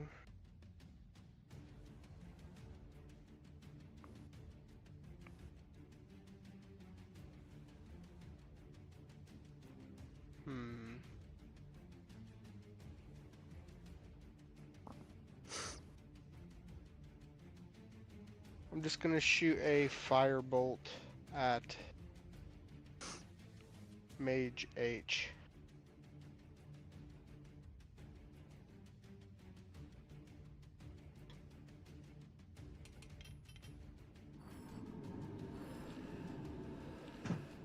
$23. Yeah. Which one are you hitting? I was shooting a firebolt at Mage H. Yes, that hits. It's gonna be Not bad. 20 fire damage. Okay.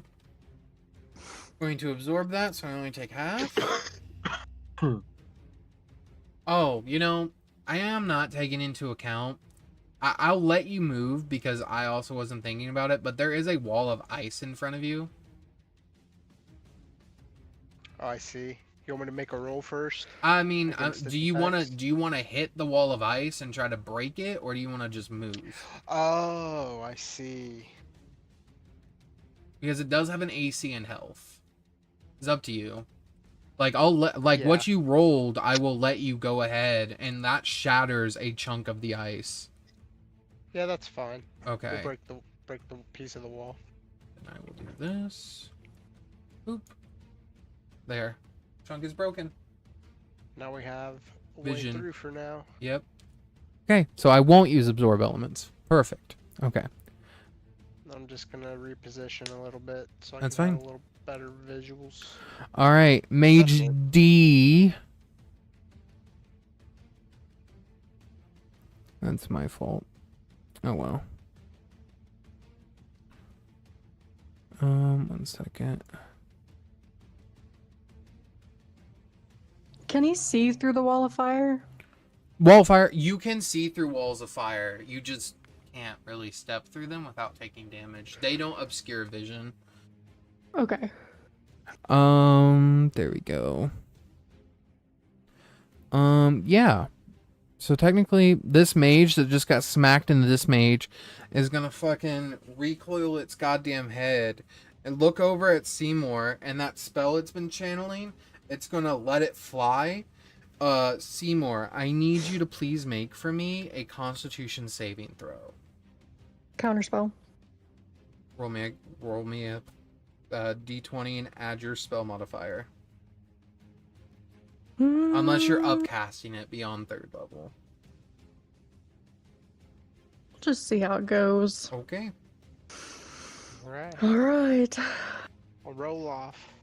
20. 20? Wonderful. I will ask you, Calypso, as this spell is countered, and you... What essentially happens is this. You counter the spell from hitting Seymour, but this was an anti-weave bomb. As it goes out, I will ask you, do you wish to try to deflect this, and it will go in a random direction? Or do you want to absorb it, protecting people from a possible explosion? That's your option. Holy shit. That's your options. Can I deflect it specifically towards Porter? You will not have the choice in the direction it goes. It will be a D4 roll. Deflect it. Deflect it. Okay, roll me a D4. Chaos runs in our She said, I veins. like those odds. 1. Okay.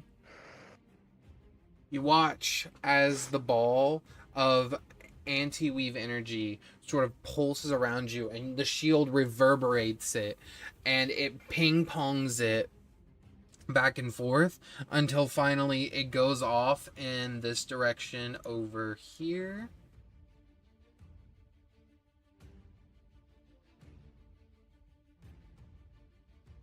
So, Jesus Christ. 1 second. 80-foot Nice sphere. knowing you guys. So it's gonna hit right there. Okay, so Skeever and Ragnar both need to make a con save. All of my mages are immune. Wow. I tried, guys. Ragnar rolled a nat 20. Hey, you deflected it away Okay. from me. Okay. Skeever rolled a 4. 16 total. Okay. Ragnar will take half damage. Skeever will take full damage. Skeever, no. Everybody healed 70, dude. Maybe he won't die. That's a lot of dice. That's a lot of damage. No. Okay, so Skeever takes 187 points of damage because it's plus 40.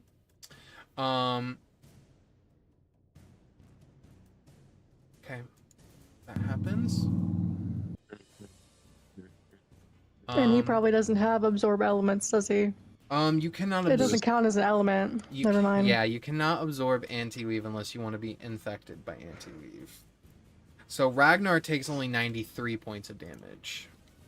Yeah, it's just not. Is Skeever dead?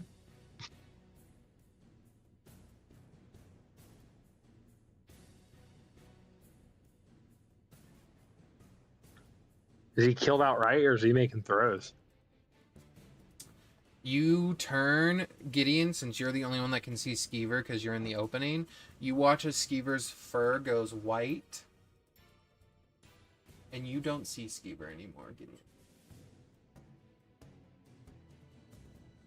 Just a Oh, flash no, and he's dude. gone. You just see dust. I killed Skeever. Skeever, no. Yeah, fuck you, Q. That's what you get for leaving, Ben. Hope you watch the VOD. Okay.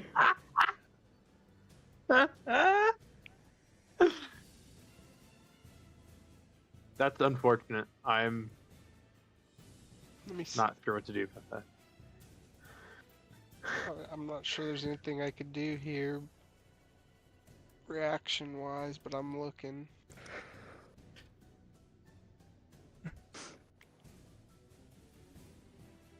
Would you like to know how much it killed him by? Because to instantly kill him with this spell, it has to go over his max HP. Yeah, how much? Skeever's max HP is 185. God damn it. I got a 187. 187, yeah. God damn it.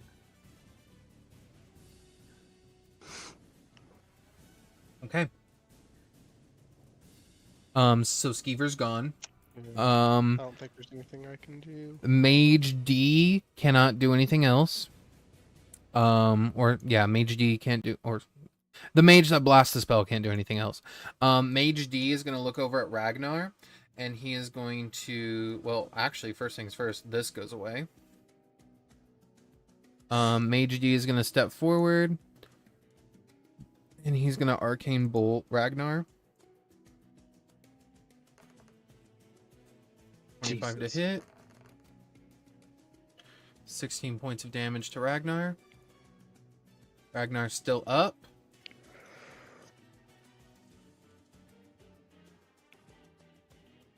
Next up is Mage E, which is going to also try to attack Ragnar. A 21 may not hit Ragnar. No, it misses. Ragnar deflects it. Mage E moves up. Mage F. Mage F isn't playing around.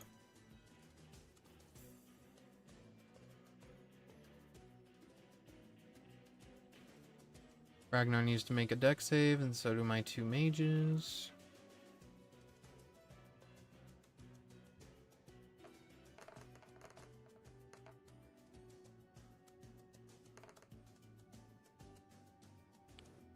One of my mages succeeds, one fails. Okay. It's fine. Ragnar, dex save. Failed by one.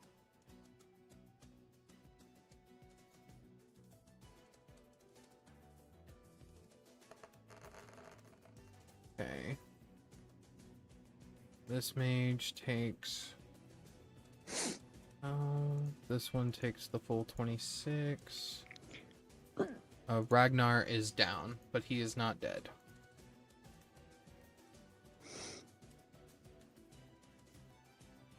Okay.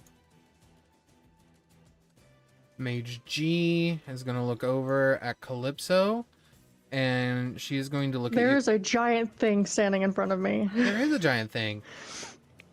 But, you know, it's got a skinny waist.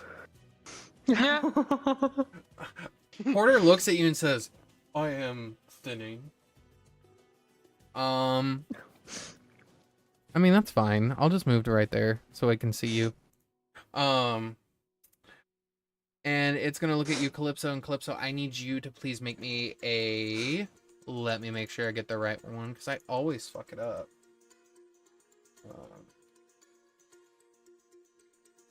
Would that explosion have destroyed the rest of the wall, the ice wall, or no? Oh yeah, so this section's gone. Goodbye. Just for visual cues. Calypso, please make me a wisdom save, please. And do you have advantage on charm effects? Uh-oh. Let me see. No problem. It just says resistance to damage from spells. All right, then no. So please make me a wisdom saving throw. Just a straight one. Yes. Because it's not damaging. Correct. This is not damaging in any way. 16. Okay, that is the spell save. You are not dominated. Sweating nervously. I'm going after you, bitch. You see it just fucking double flips you off, and then sticks out its tongue at you, which is just a bunch of threads in its mouth. That is all I can do. Top of the round, Simour, because we no longer have a skeever. Okay. We are gonna move. And then we are going to pull in power until I feel like reality is a second away from giving up. Okay, so I will If- say this will take an action and bonus action. That's fair. Yeah, that's fine. Okay. I'm attempting to cast a spell. What spell are you attempting to cast? We're going to cast a really, really big chromatic orb. Okay, okay. You begin to pull in all of this magic as much as you possibly can. You feel something, Seymour. When Skeever died, you felt a burst of magic hit you. When Skeever Okay. died. I'll As like if pull it in. As if something returned. Oh. And then you don't remember how you forgot, or maybe you never really did but didn't think of it. Skeever was technically never alive. Mm-hmm. True. You now I got him in the fucking. have full control over illusion magic, Shit.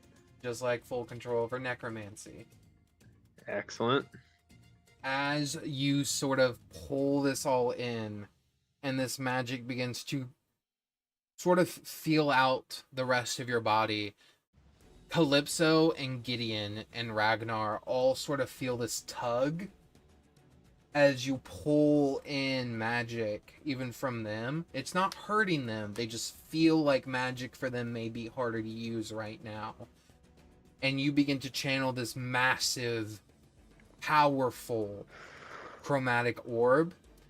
As you hold it up to the sky, this ball of energy begins to produce. Every animal Seymour has ever made with chromatic orb flashes in a moment in this chromatic orb.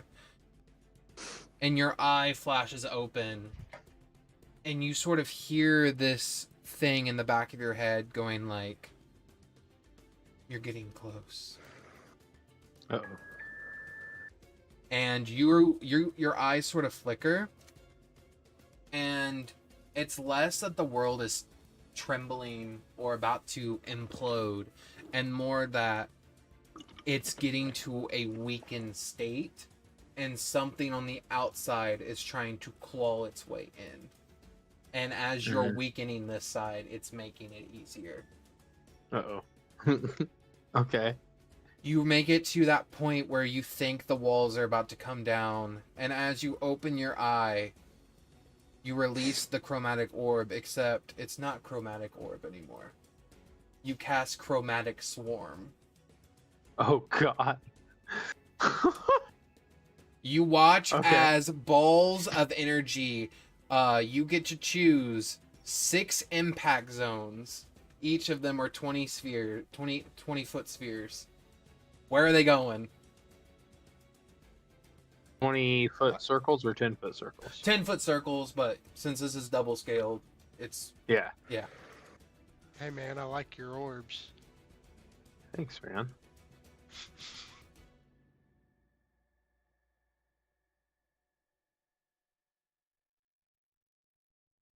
I'm gonna move him around here. You're fine. Yeah. You can just You control chose V. violence. There you go.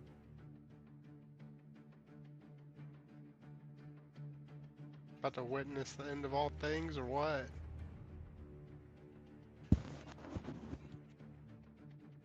Really don't like those mages in particular, don't you? Yeah, that's what I was thinking. Just that's the. I feel like that was Seymour's general idea, was take care of that side. So that's where they would. As they all impact that zone, I'm not gonna roll saving throws for them because this is a new spell. But also to give it the impact that it needs, go ahead and roll me for each sphere. They deal 8d12 damage. 8d12 times 6. Yes. So 6 times 8 is 48. So a total of 48 d12. Yes. And there's one that got Holy overlapped fucking with all Christ. 6. So the one that get overlapped I'm with all behind 6. Yeah, Gideon's fucking behind Seymour, or Gideon's behind Seymour, fucking trembling. Oh my god, my PC! It's dying. You all of a sudden hear Tyler's computer take off into the air. Fucking the turbines to speed. Is that the number? 298? Yeah. 298. Damn. It's As- registered. As you blast this, you see nothing but a crater is left. These mages are gone.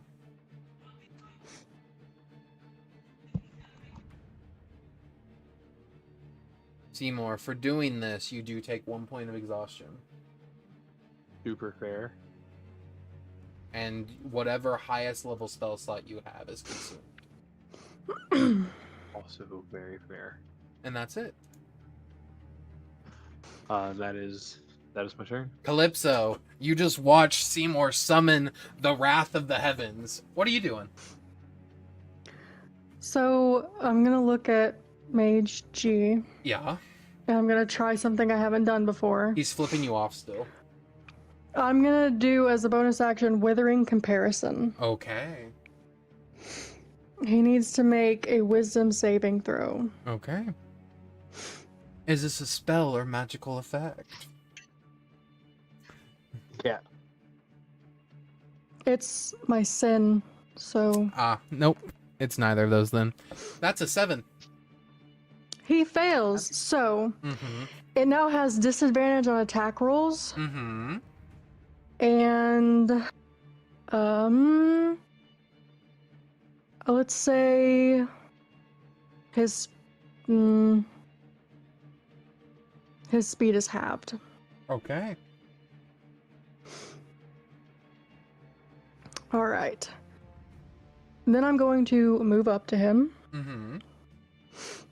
and I'm just going to attack with my hammer. And because he's got the brand on him, I get advantage on my first attack. Mm-hmm. That is a 23 to hit. It is. Okay. Well, that's 8 points plus 7 plus 5 Mm-hmm. psychic. Wonderful. And then I'm going to attack again.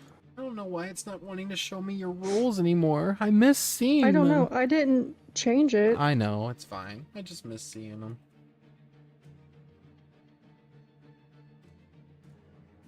Yeah, it says send to everyone. I don't know.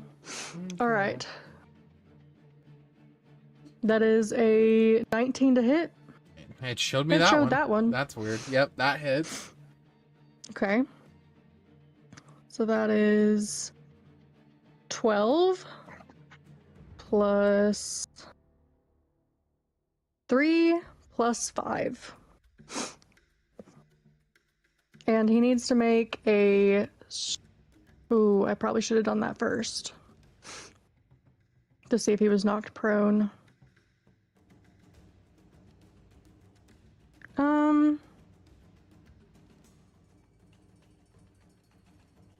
Yeah, make a strength saving throw. Okay.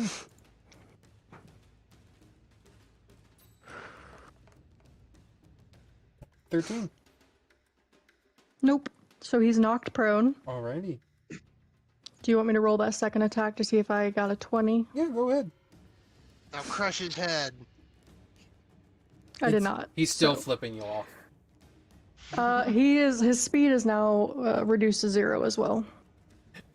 He's like garbled speech from blood and viscera, and you just hear bitch.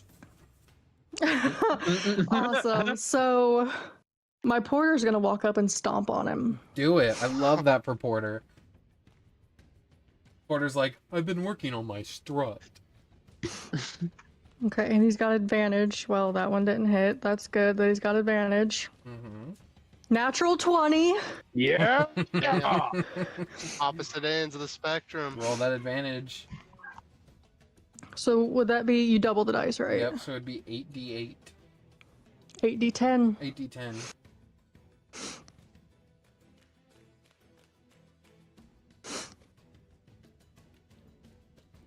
That's 53 points of damage. Nice. You squish into him, and all that comes out of him instead of blood is just more threading. Awesome. So Porter's gonna move to that mage that's still there, and he's going to make an attack on that one. Go ahead. She's gonna make socks out of you. 27 to hit. Yes. Not socks, bro.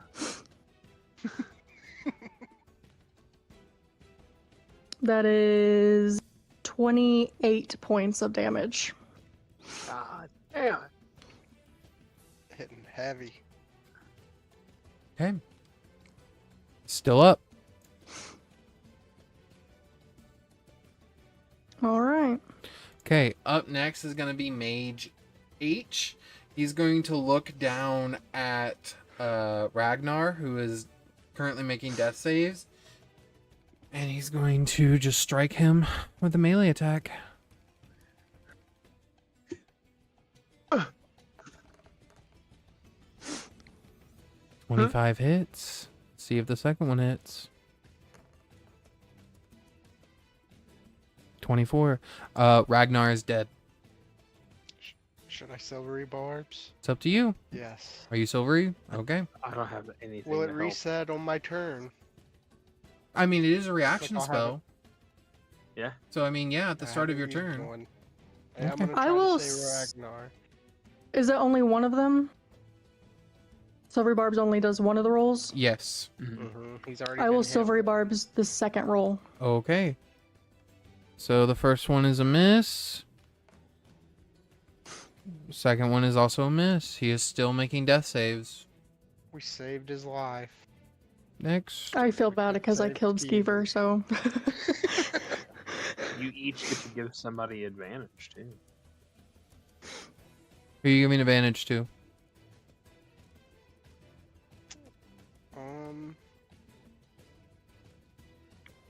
I'll give advantage to Calypso. Wait, is that on view? Yeah, I it's who. probably can't see her. Yeah, it's who then. you can see. Okay, I'll give it to Ragnarsson then. Okay, I'm gonna roll another death save. All right. Jesus fucking Christ. There we go. So it's I fine. Will give I'm mine to Ragnarsson. okay. Look, I'll roll again, but I'm not gaining more failures. It's only for the first roll. So even if I fail again, it's not gonna give me 3. I got can't you. see anybody else. Okay, so- that's fine. Okay, so they're all failures. So I got 1 Oh point my of failure. God, this guy is dying. Damn. The gods have spoken. No, He does- I didn't. He doesn't have 3 failures. He has 1 failure because it was 3 rolls for 1 save. I know. It's Okay. just ridiculous. Up next is gonna be Mage. He's gonna run around this thing. He's gonna look at Calypso and Porter, and he is going to, yeah. What is it? What is it? What is it? What is it? What is it?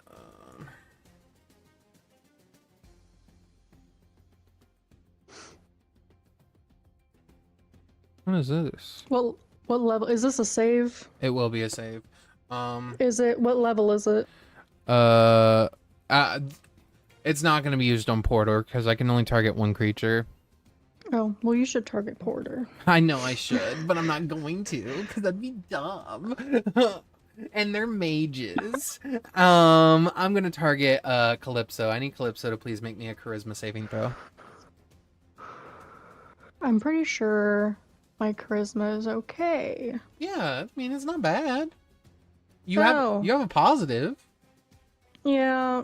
Okay. 14. Okay, Calypso. You fail. Mm-hmm.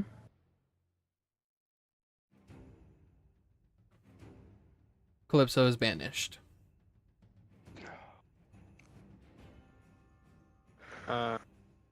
Counterspell. Which one The casted banishment? it? You cannot see Oh, through yeah, the wall yeah. of ice Damn. because of where the you're other mage located. Casted it. Yep. Yep. Okay. Okay. You hear Calypso, then all of a sudden she's just gone. Like you don't hear her anymore. Gideon, it is your turn.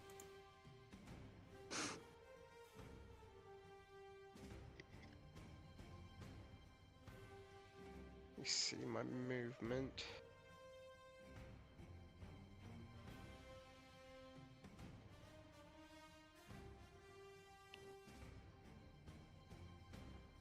Let me see the range of this.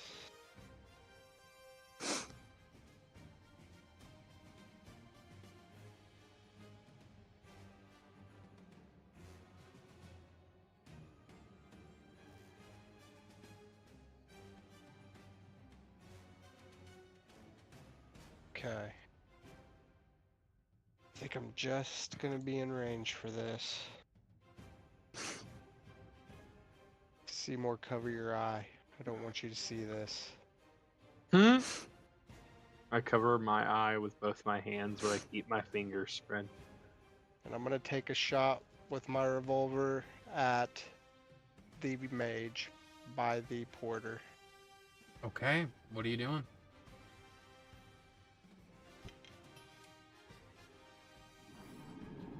Oh my god, it finally hit! It worked! It fucking hit! Roll your damage.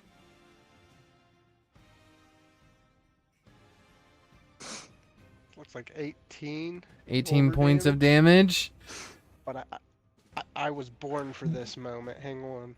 Okay, I'm listening, I'm hanging. Where'd it go?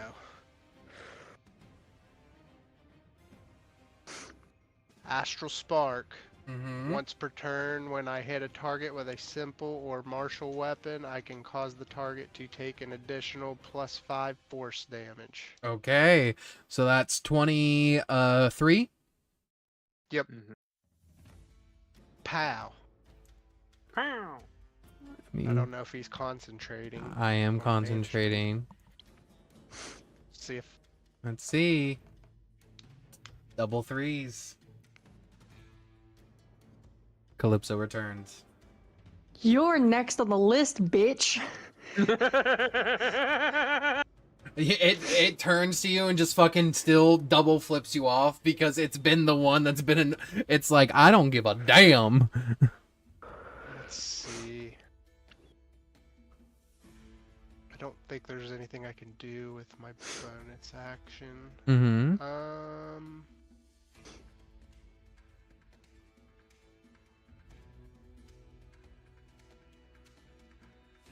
I would like to rage. Yeah, you rage. That's a thing I could do. That is a thing you can do. Okay. And then, what was it, a D8? Yep. Wild Magic Surge. Seymour, you're up. Yeah, go ahead, Seymour. Because I gotta find the effects list real quick. I will activate the staff so that for the next minute I can cast multiple leveled spells. Okay. And then I will spend 2 sorcery points. And I will bonus action cast haste on myself. I'm gonna counterspell you. Free 9th level counter spell from the staff. Okay. At least I got that used. Which one counter spelled me? H. H? Yep. Okay. With my thing. I rolled a 5, so whenever something hits me with an attack before rage ends, it's gonna take a D6 force damage as magic lashes out in retribution.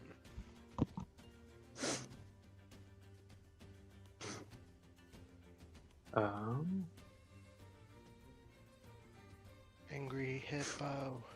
Angry Hippo. I will cast a 5th level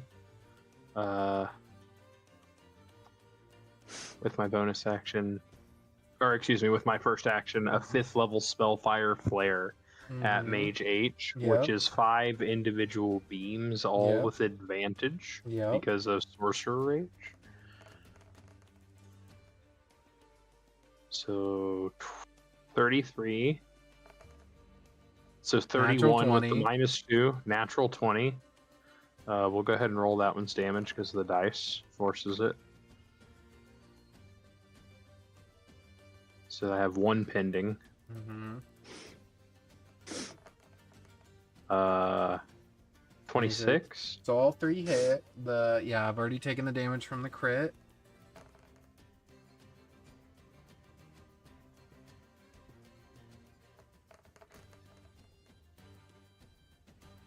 And then all the rest of them hit. Mm-hmm.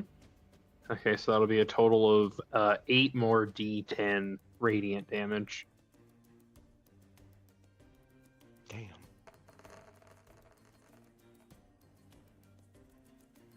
He'll take 48 radiant damage. 68 total damage.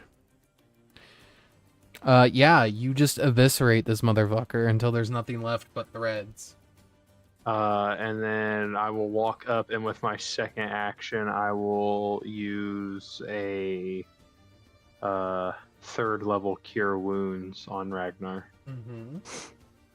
So that'll be 68 plus 5.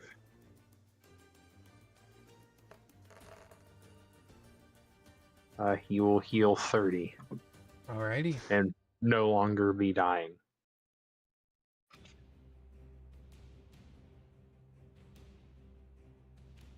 Okay. That's my turn. That's all I can do. Alrighty. Sorry, guys.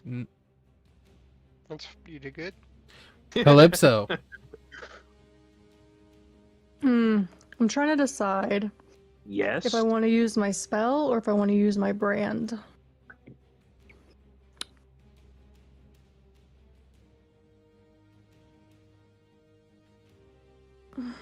Hmm.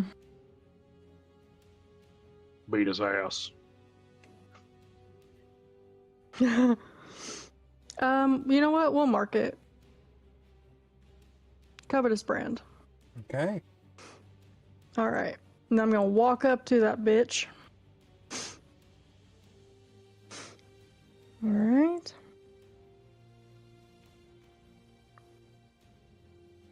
I do not hit it the first time. Okay. I will try again for a dirty 20. All right. That is 9 points plus 4 plus 5, so 18. And then I need it to make a strength saving throw.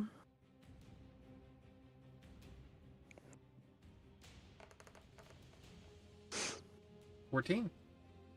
Nope, he's now knocked prone. Oh, and he takes an additional, what was it?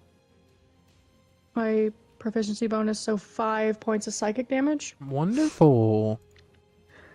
And then I'm just gonna let Porter have at it. Okay, go ahead. Make your rolls. Porter smash. 16 to hit. Shield. So it does not hit. So it makes it, what does that make his AC? Can't tell you. Okay, well, we'll try again. Go ahead. 27. I mean, I guess you hit this time. Okay. That is... Oh, he had advantage because he's prone.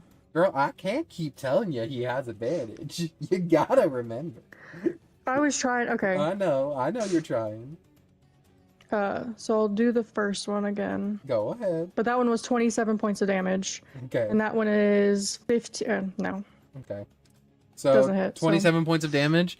You watch as Porter fucking stomp on this one, killing him as well.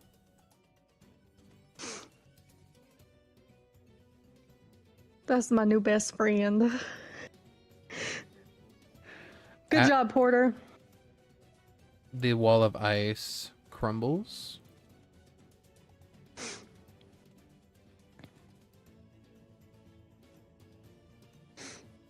Is he just with us until he dies? Porter? Yeah. I mean, yeah. I mean, you can desummon him. While we're here, he can stay with us. Okay. Are we out of initiative? What you guys want to do now? Are we out of initiative? There seems to be no enemies around.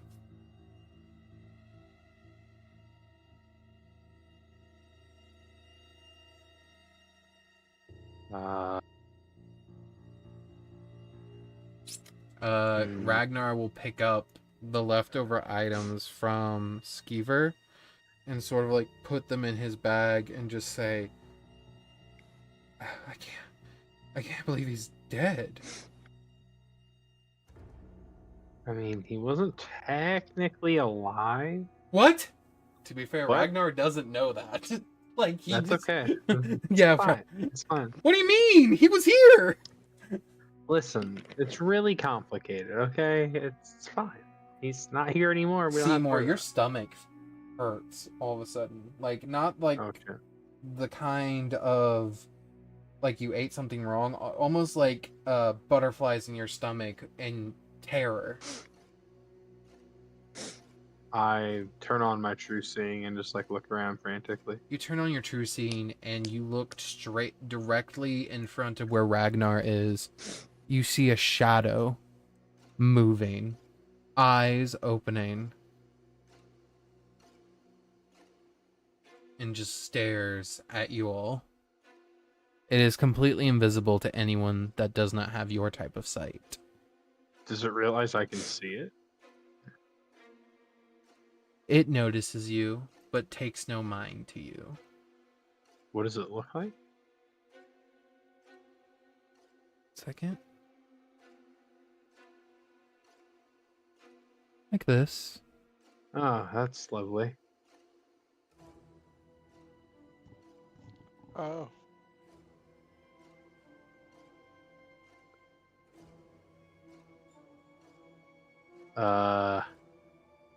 We're not alone, Telos. There's something big and spooky looking at us. It's just me. No, it's a big worm. I've never been called that before. I can do true seeing for free, so I'll just kind of give everybody the old true seeing touch.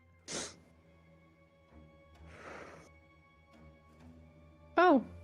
It just lasts for an hour. It's not concentration. What a crazy spell. Is it I see. acting aggressive or anything? It feels aggressive. Close your eyes, Seymour. Close your eyes, Seymour. You don't want to see what I'm about to do to this thing. Oh no. What do you want? I just talked to it. It just kind of looks over in your direction. You watch a tendril from its side, like whisker, sort of.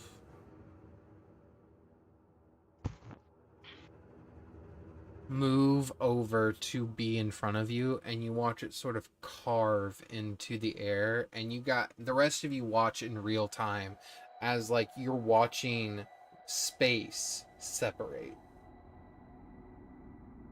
in a little sliver.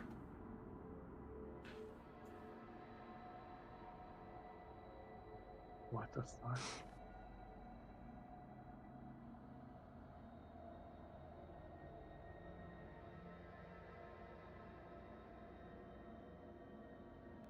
You watch the tendril poke out, and the rest of you just see a floating tendril in this like open space, and you see it sort of like do the gesture of like you were saying. Mm-hmm. What do you want? You know.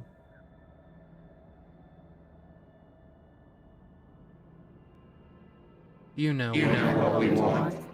Oh god. I don't know. Do not You've speak been of fighting this us. confirmation. I've been fighting you. Is it not obvious? We are one. In the same.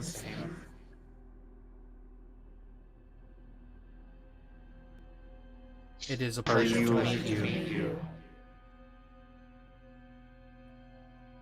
I can't say the same. You're terrifying. Thank you. We've been working on our forms. We are what is known as the worm that walks. It is a pleasure to finally see you. Yeah, still can't say the same. I didn't know I was fighting you directly. I thought that's what Mistra was doing. She can't do it from a grave. That's true. I see we're in a stalemate.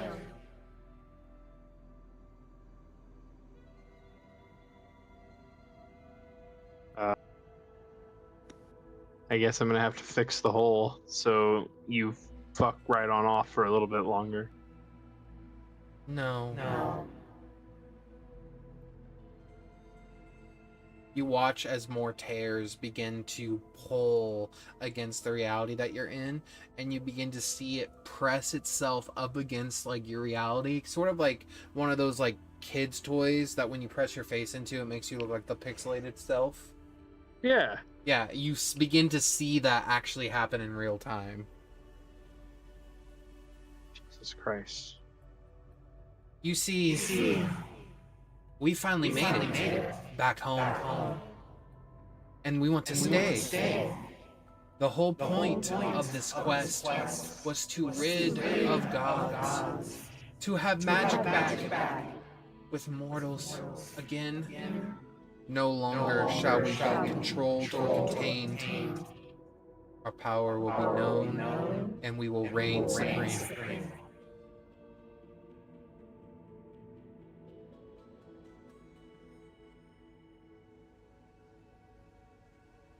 I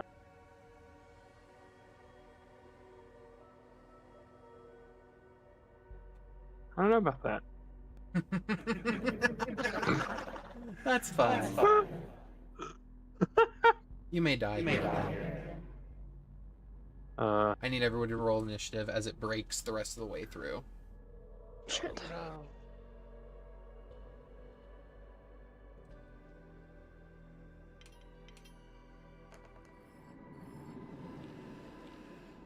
Hey, that's pretty good. 22.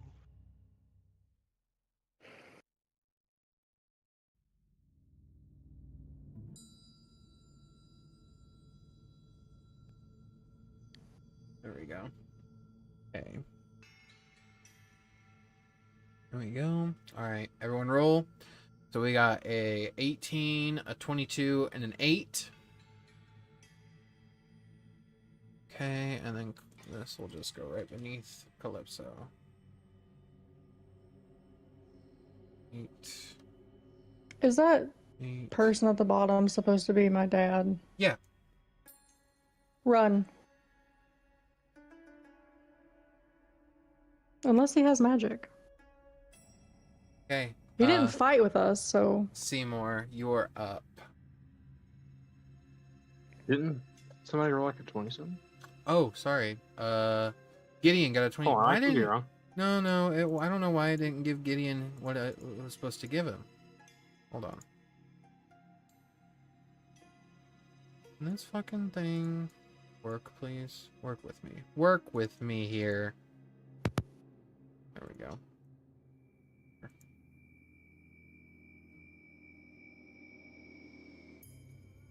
Okay, so Simour got an 18. Gideon got a 22. Calypso an 8. Ragnar 11. You an 8.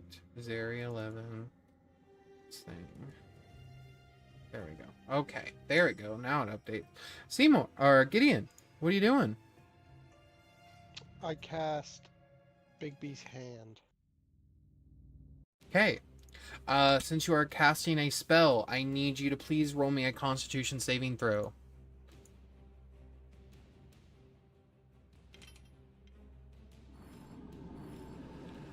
$21. Perfect. You get the option of casting your spell and knowingly taking a point of exhaustion, or releasing the spell and not taking a point of exhaustion. What does having a point of exhaustion do again? Negative -2 to everything. -2 to every d20 roll.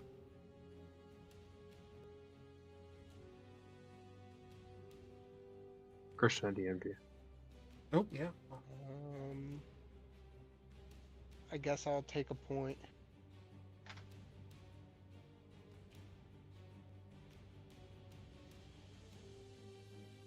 Let's see, how do I apply conditions? One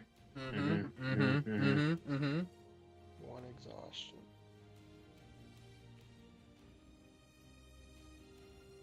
And then can immediately do an action with that, right? Let me read it here.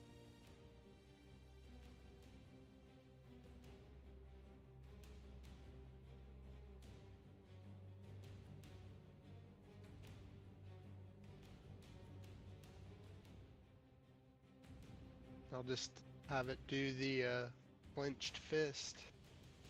Okay. Make a melee spell attack. Go ahead and make that with disadvantage, please.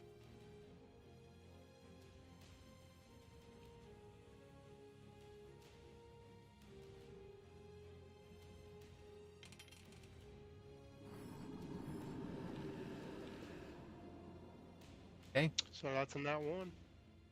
Since you rolled a nat 1 against me with a magic spell, I'm going to reflect it back at you. So go ahead and roll again. Just a straight roll.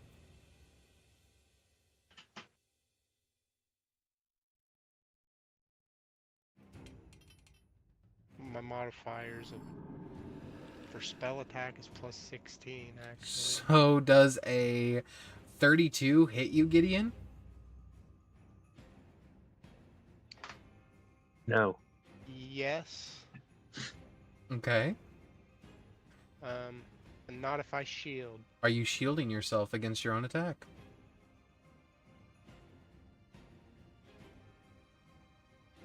Yes. Go ahead. As the fist gets like redirected back at you, you pull up a shield and your own magic stops it from hitting you. That's fucking insane. Come at me with your puny magic. We are Legion. We are infinite. We existed before you could even write spells. Hope you got a plan for this, Seymour. Okay, is that end of your turn? Wonderful. My turn. I am going to look down at you all, and I am going to choose Ragnar, Gideon, and Calypso. I'm going to choose Calypso. Can I please have all of you make dexterity saving throws for me? It would impose disadvantage, but if you have advantage in any way, it is just a straight roll. Well. Okay, 12, 22. And then Ragnar, I was like, why hasn't Ragnar rolled? Because I have to do that. That's a 3. I don't know, that looks pretty cocked. I'll fucking roll again. Like, I don't really care here. Ragnar rolls like dog water, bro. 10. 10. See? It doesn't matter. He's cursed. Yeah. So, none of you save. Yeah. Okay. Calypso, you watch beneath you as this beam of like runes begin to appear beneath you, and you watch as this creature go Let me show you how we truly unravel magic. Calypso, as this energy begins to build, can you please make me a perception check?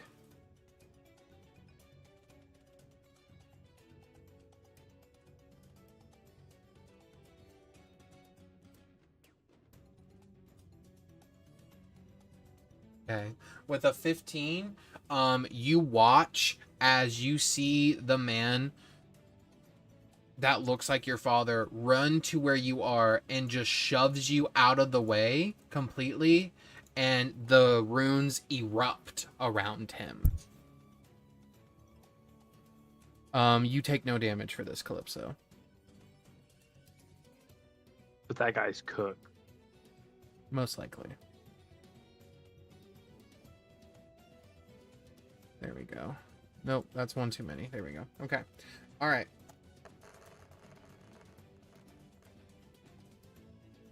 Okay. So, that is going to be a total of 100 exactly force damage.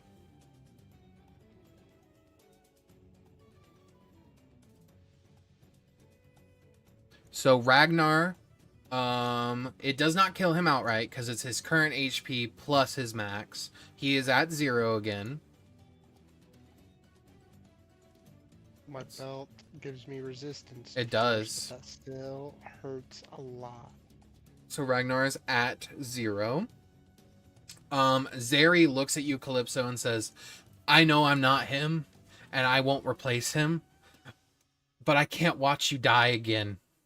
As it erupts around him, you watch, since it went over his max HP plus his current, there is nothing left of him.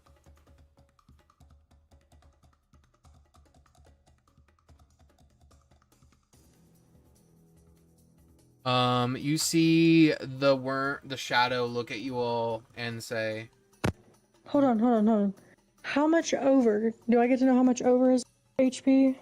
he has a total of 65 hit points, and he took the initial 30 from Cone of Cold.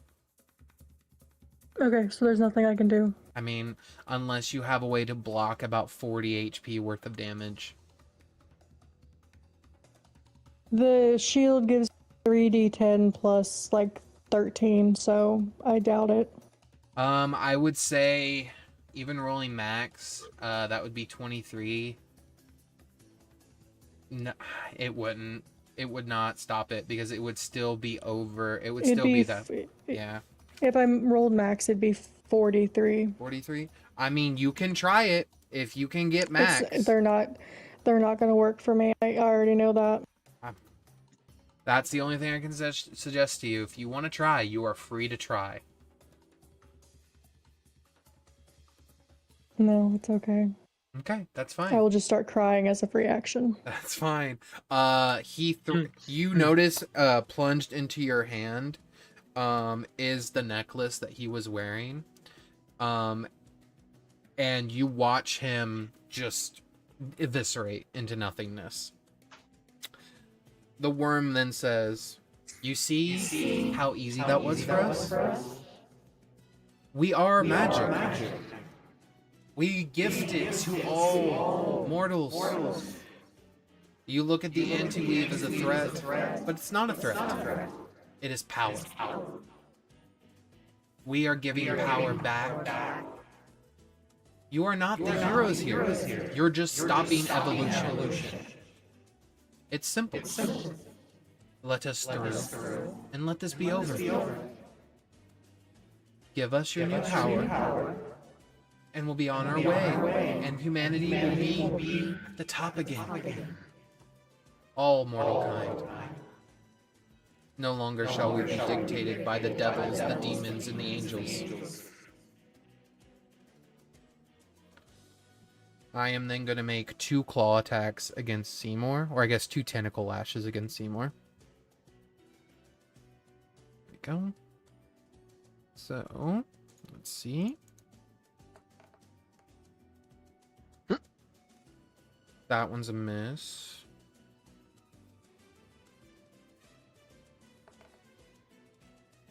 Okay, 7. 23 to hit. Mm-hmm. Okay. That is... I don't get any bonuses to this just because of the amount of dice. So that's 12 bludgeoning. And then... 11 force. Okay. And then I need you to make me a strength saving throw. Hmm. You are held aloft, restrained, as it holds you up to its face and says, "You may no longer be affected by it because of a pathetic wish that one of your party members made in error. And you may have great potential and power. But you don't forget, we did kill a god of magic already.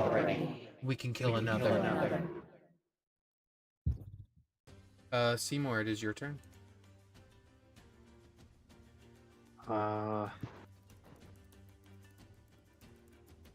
Seymour will just be like super solemn. Mm-hmm. No witty quip or anything, and everybody will probably feel that tug again, and I'm gonna just start pulling power, and I'm gonna pull until I feel like I can push this thing back out.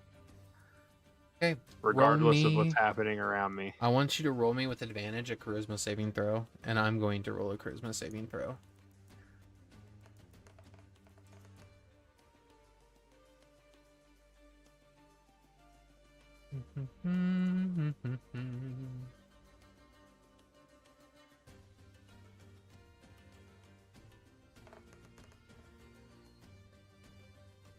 Yeah, you beat me with an 18. This power begins to coalesce, and you begin to hear, "What are you doing? Stop it. You are just delaying the inevitable. You need to stop. Whatever you're doing, you're causing an imbalance here." As you begin to pull more and more power into you, your body beginning to take on a physical toll this time. Gideon, after taking that damage, you look at Seymour and you see your wards are still blinking. Faster and faster now. And Gideon, in your head, you hear, "To bind." What do you do, Gideon?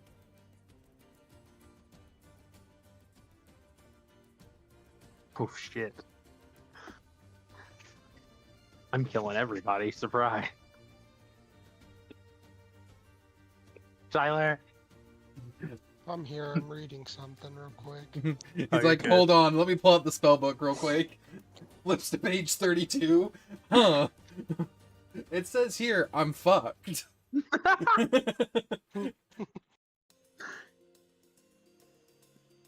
I swear I had this written Oh down. god, why differently. is it spicy? Bind just reshapes AoEs. I can try. What are you trying? You said to bind? Yes, to bind. That just mentions reshaping AoEs into different shapes. Well, remember what I talked about with what Gideon is going to have to do with the new weave? Essentially, We're going nuclear. are you ready to bind it to you? I see. I suppose it is time. What do you do, Gideon? Guys, I broke my phone case. Like a dumb. I'm sorry, sir.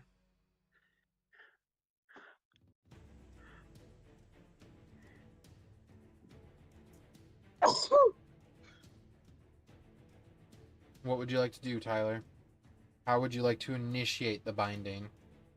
If you don't know how to do it, I will start you off. I would need to put the wards onto him, right? No, the wards stay on you. You would essentially need to. You're essentially right now. What I'm gonna need you to do if you want to start initiating it, roll me an intelligence save.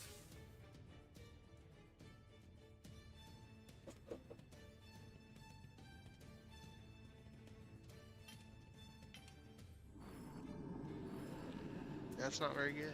Oh my god. Okay, roll me a con save with disadvantage.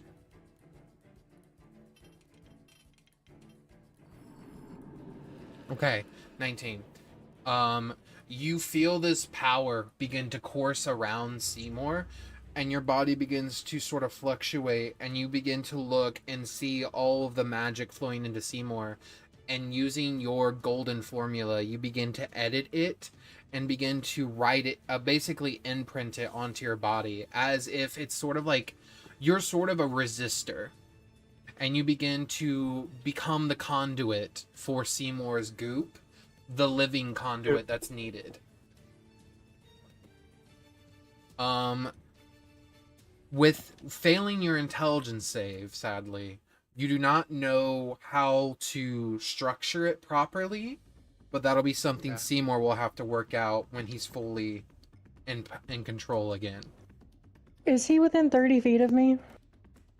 I will let it, yeah. What do you want to try to do? He'll have advantage if he's within 30 feet of me on his saves. Roll that intelligence save again, buddy boy. That's hot. Hey Tyler, That's better stop than a using wall. Vecna die. That's all I'm gonna say. Fucking stop. Vecna loves me. So with a 7, what's your intelligence save modifier? What's your bonus? Intelligence save mod is plus 11. So that's that's an 18. Okay, so you save. You're beginning to structure the weave properly, or the new power that's flowing through you, and you watch as like these sort of like magic coils begin to come out of your muscle into your arm, and you feel pain, like you feel them stab into you and burn as they begin to constrict your body. Make me a strength save, please. With advantage, because of Calypso.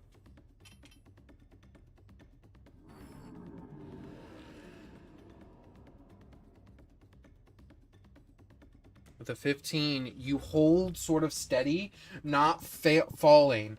You look up at the sky, and it begins to break away as your body begins to be pulled into the magic. You are becoming the living conduit for the weave to grow, for Simour's new magic to grow out of. As your body begins to pulse and sort of hold steady, Simour, I need you to please roll me a Constitution save.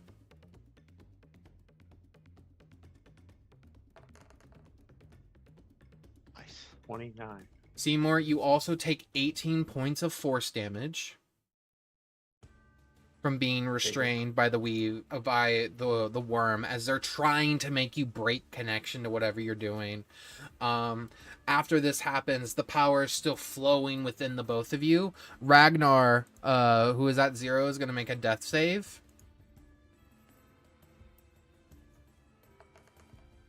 Oh my god, he got above a 10. Let's go.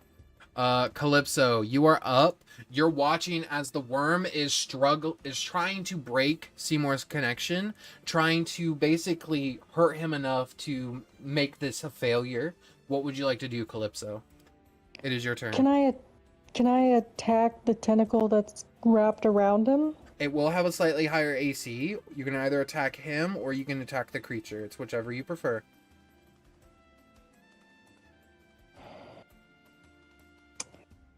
Okay.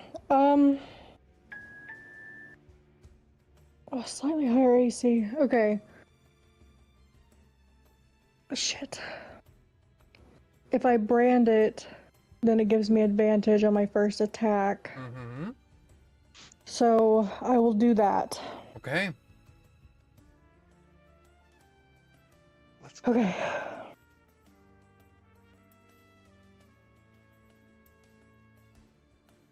$16 probably doesn't hit. 16 does not hit. Okay. Second attack. 17? No.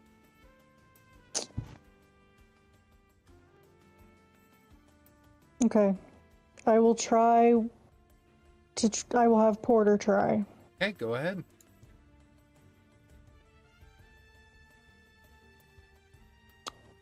Nope. Alright, one more time.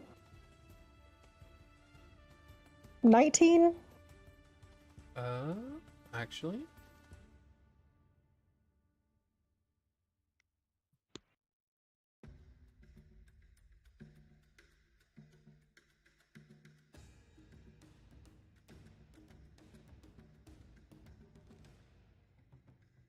No. Scrolling up. Yes, a 19 will hit. That is 24 points of damage. Wonderful. You watch it impact, and you watch as Porter's fist comes back, and you watch and you see micro fractures across his knuckle that impacted the worm. You see Porter come back and say, durability reduced 10%. What does that mean for him? He's essentially lost 10 hit points. Okay. Okay. Top of the round, Gideon, make me another Constitution saving throw.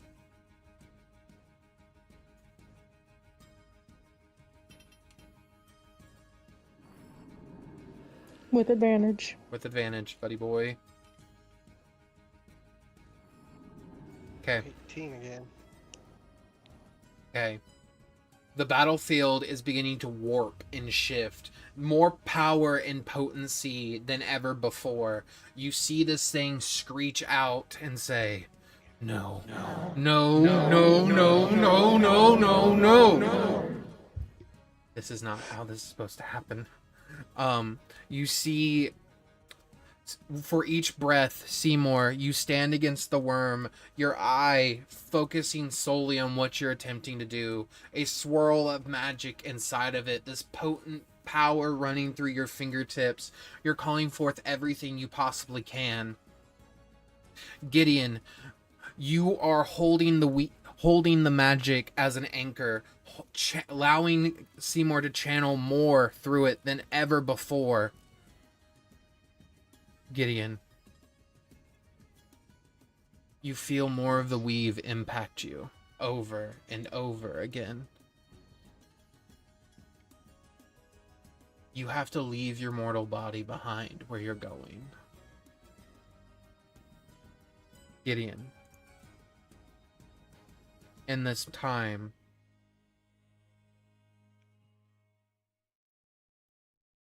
what are your final words to your party?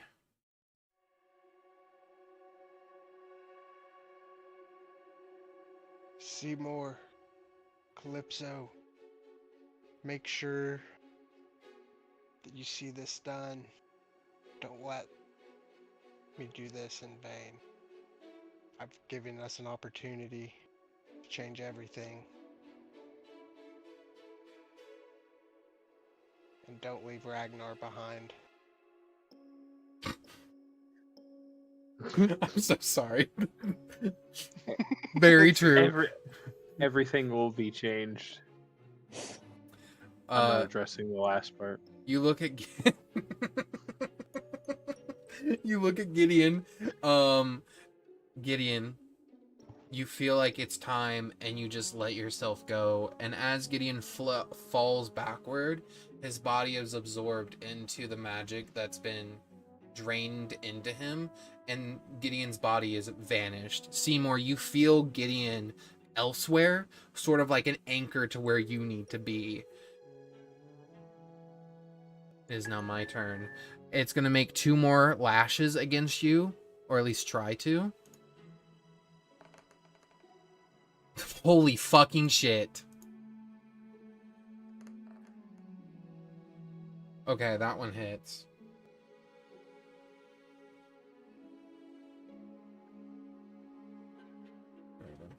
So that is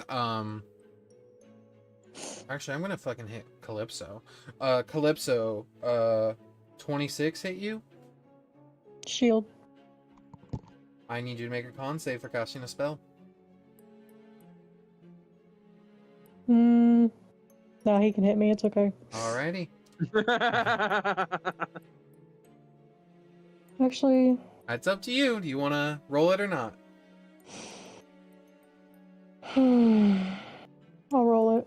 Okay, go for it. Roll that con save. 18. Okay. So you can cast the spell, cast True, knowing that you're going to get a point of exhaustion, or you can let it go.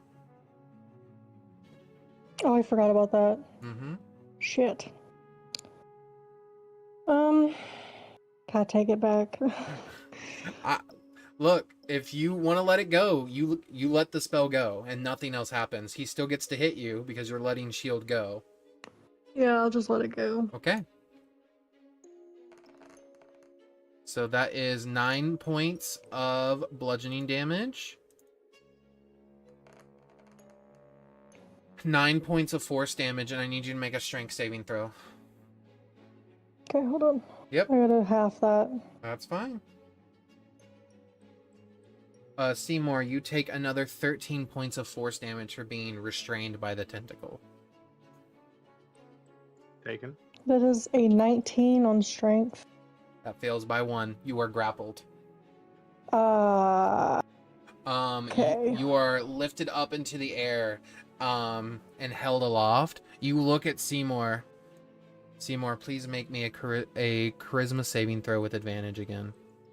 Charisma save with advantage. Yep. Oh my Natural God. 20 for a 30. Seymour. You don't see Rook. You know where Gideon is. Ragnar is making death saves. Calypso is being held aloft. Her golem is on the verge of destruction, and for better or for worse, she just watched a man that looked like her father save her and kill himself by saving her. What are Seymour's last words to this party?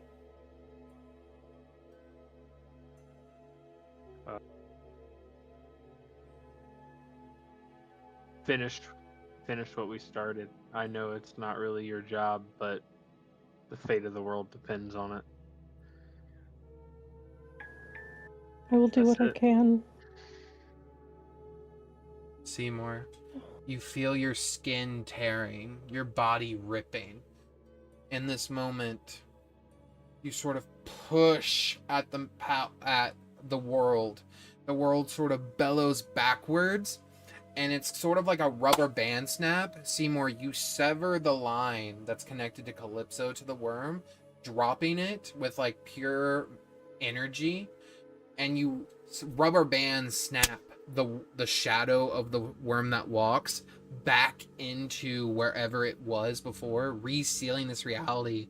But in doing so, you launch yourself high and begin to ascend. Seymour, you are no longer here. You make it to the other side, where you find Gideon, and you begin to now grow your weave, or in this case, your power source. Welcome to your domain. You hear Gideon say all around you. All right, Gideon. I say like I'm talking to Jarvis. We've got work to do. And I just like sit down and start trying to figure it out. As this happens, Calypso, you are left alone for this moment. Porter looks around and says, "What shall we do, mistress?" Ragnar is still making death saves. I feel like that's all that Ragnar's got to do tonight. With everything that's happened, Yep. I will walk over to Ragnar. Okay. And I will drop to my knees with tears pouring down my face at this point. She stabs him into the neck, rips out his gun. And I will cast Cure Wounds. Wonderful. Those 45 points. 35. Ragnar comes to and goes, I heard Gideon and Simour in my head. Where are they? And as he says that, Calypso, the entirety of Spellguard begins to move. It's beginning to shake and sort of like rise. You hear Echo say, Calypso, we need to go now. We need to leave. We need to go, Ragnar. We need to go now. Porter will grab onto you both and just sort of like jump off with you two. And you will both land. Scrolling down.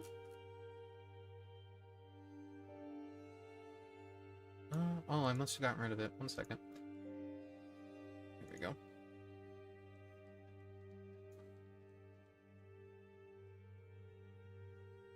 There we go.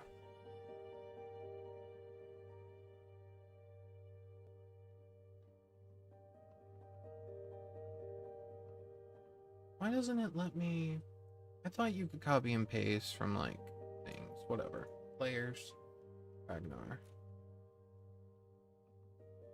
Calypso. Companions. Oh, that's not it. There he is. He jumps down, and you watch as the city of Spellguard, broken and in shambles as it is, begins to lift up. You realize that a portion of Spellguard did land on the material plane. So you guys were on the correct material plane for the Spellguard. And you watch as it begins to lift up into the sky. And then you watch as other towers across all of Faerun begin to be pulled to Spellguard. And this is what you see. Wow.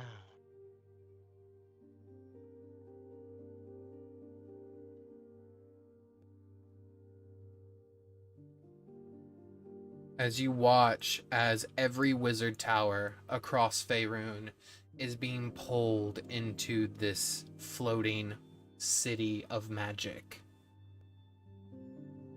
What the fuck?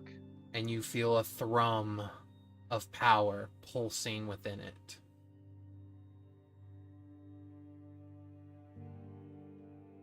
Behind you, Calypso, you sort of turn and you begin to see like this sort of like almost like a dirt hole appear in the ground. And you see two little ears sort of pop up. Like white rabbit ears. What do you do? I Calypso? will. I'm still absolutely bawling my eyes out. Yes. But I will lean down and I will attempt to excavate the creature. Yeah, Hopper, you're having a little bit of issue getting out of your hole. Could you please explain what you look like as you get out?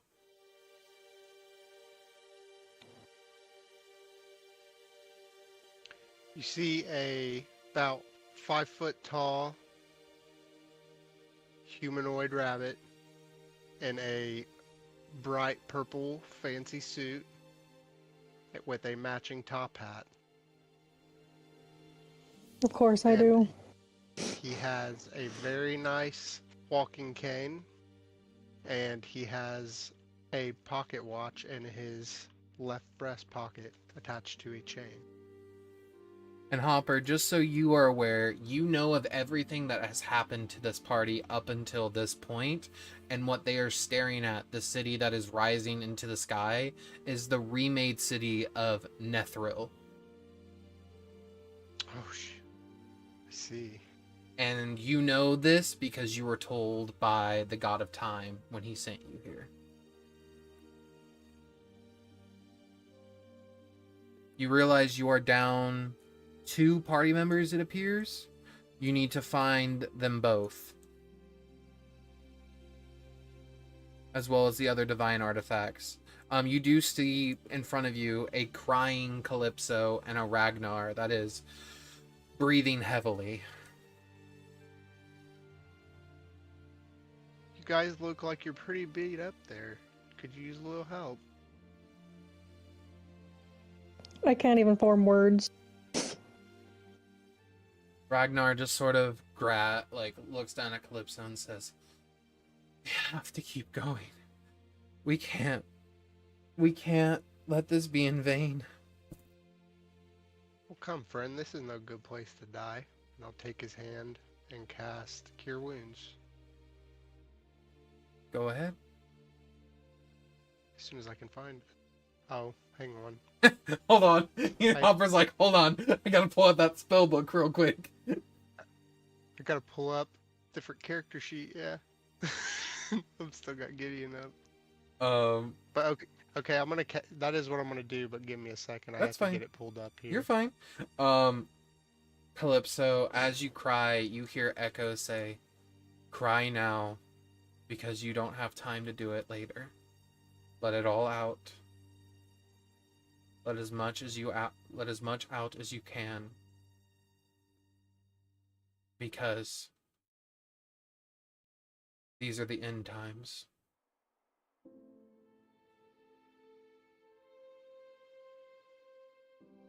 I will just continue to let it all out. You know, from what I've been told, this is a pretty instant time to be alive. So you're kind of lucky, in a way. Hopper is exactly what we needed.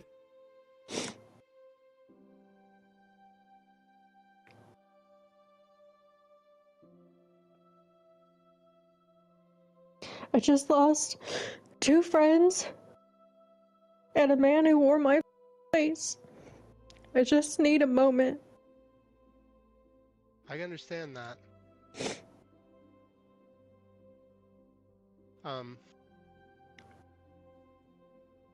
Did Ragnarsson seem like he was going to recover after I healed Oh him, yeah, or Ragnar healed- sort of looks at you and says, "Thank you.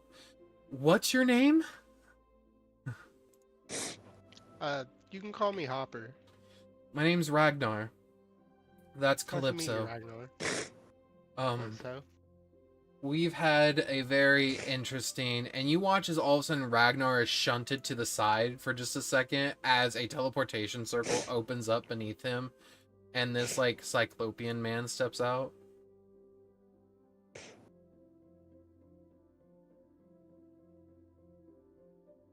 So this guy steps out and he is just playing a lute as soon as he teleports.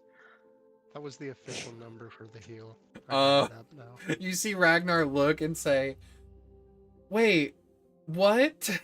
As he looks at you and says, "Are you related to Simour?" So everything I say is a little sing-songy, and he just goes, "Hello, friends. I'm Ivan, son of Seymour, here to help play a Wait. song." Ragnar just stares at Calypso and say, "When did he have a son?" Why do you Cyclopians are think I crazy. would know that? I honestly don't know. I'm gonna be honest. I was on the ground most of that fight, trying to stay alive. Right. Hang on, let me We check the can. index. No, it says nothing about Seymour's son. You all of a sudden get Well, son's a strong word. You see, Cyclopians can reproduce by asexually budding, so really I'm kind of like a Seymour adjacent clone. I just want But you I'm guys way cooler, and he like flexes. He's huge. I just compared want to you guys to Seymour. know how fucking So you're like terrible this like is. a demigod? Calypso is actively bawling her eyes out, and you guys are just like, Listen, "Yeah, he I'm just fucking got here. strong." He doesn't know, man. He's working his way I'm not there. traumatized yet. Ivan, you look up and you see the magic floating city of just dark anti-weave magic floating above you.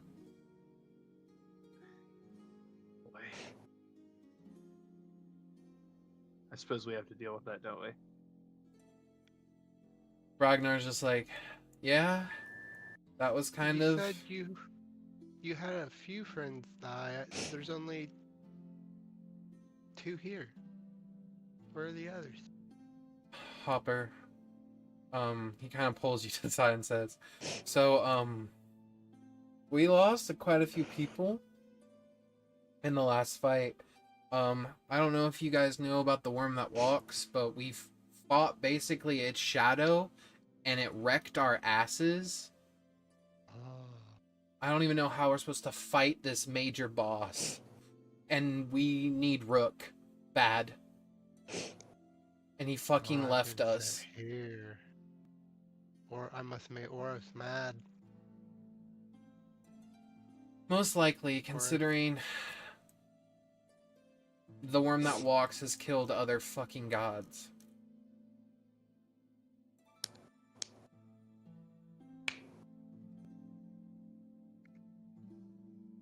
Yeah, that we gotta find a way to write that. Ivan will kind of bend down and seeing the distressed Calypso and kind of the situation at hand, and just kind of lay a hand on her shoulder. I can't say anything about your father, but the other two aren't really gone. They're around.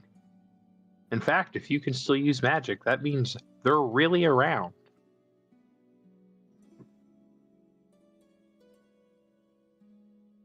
Please let me help you get And off the ground. when I get up, she has Bardic Inspiration. What's your Bardic Inspiration die? A D10 Fuck currently. yeah. Ooh. Ragnar will also would- look at you, Calypso, and he will sort of help you up from the other side if you're wanting to stand up, and he will cast guidance on you and say, we have to make it through this. I know you only just got here. Hell, I only just got here the same time you did. But the world needs us because we're the only people that can help it. But we need time to recuperate and rest. Ivan, are you able to get us back to Simour's house? Ivan will take out his loot and start plucking at it, and he'll just say, "We must teleport to the motherland," and teleportation circle us. Okay. Okay. Go, and then... So I think I figured out why I can't copy and paste, because I definitely wasn't fucking using the DM version. I was using the spectator version. Like a dumb bitch.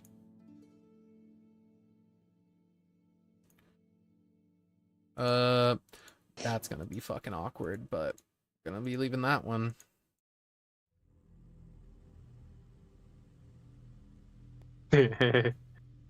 Hopper, let me get you out of there. You're there. We don't need two of you.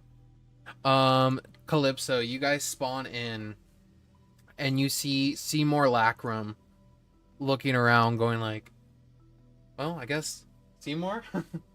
What do you say as you see your friends? Your daddy. Does Simulacrum's pretty independent, right? Yeah. It's not like he would necessarily know He or wouldn't. anything. He would wouldn't know at all. How'd it go? Ivan left in a hurry. Ragnar's gonna walk up and be like, "When did you have a son? Like, Listen, when did it's you really have time?" complicated. Our species can asexually reproduce by budding. He's not technically my son. He's more like a clone, and it's more like a clone of original Seymour. I'm a simulacrum. I don't think I could do that. Have you tried? Anyway, that's another conversation for later. That's scary. You You notice should- Seymour Lacrum, you would immediately notice like Calypso's like tears falling down her eyes and how hurt Ragnar and she is. And Ragnar's just gonna look at you and say, Gideon and Seymour are gone. Rook left us in Neverwinter after he wished for Vecna to come back. Well, We don't know where Jesus Rook Christ. is. I mean, has anybody tried divination on him? We kind of I guess you probably haven't had time. Seems Yeah. like you've been busy. we haven't had time for that. You see Tyson over here, and fucking God, I can't believe I'm about to do this too. Yeah, you piece of shit. You fucking sack of Calypso, doo-doo, you bro. see over by Tyson, you see another version of your father. Conrad. Because he is actually a simulacrum that you wouldn't have known about yet. That's why Seymour asked the other guy if he was a simulacrum. I Mhm. almost dispelled this dude when I found him. Yeah. So, Calypso, you kind of look over to Tyson and see another exact replica of your father with a young tiefling wizard, essentially, teaching him the basics of magic. And you see him look over at the rest of you and just sort of like wave and just say, I'm glad you guys made it back.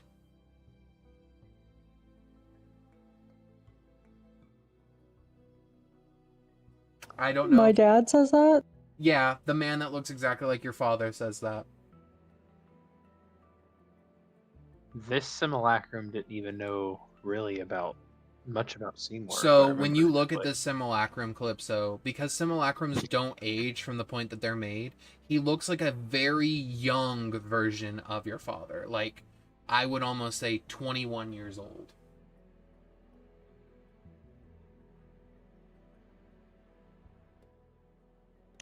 I was trying to kind of pull myself together, and more tears start falling.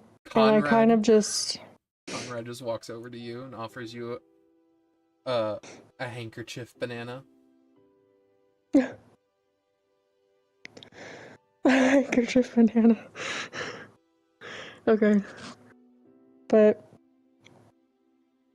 I will, knowing that I can't do this forever and we're going to rest here. Yep.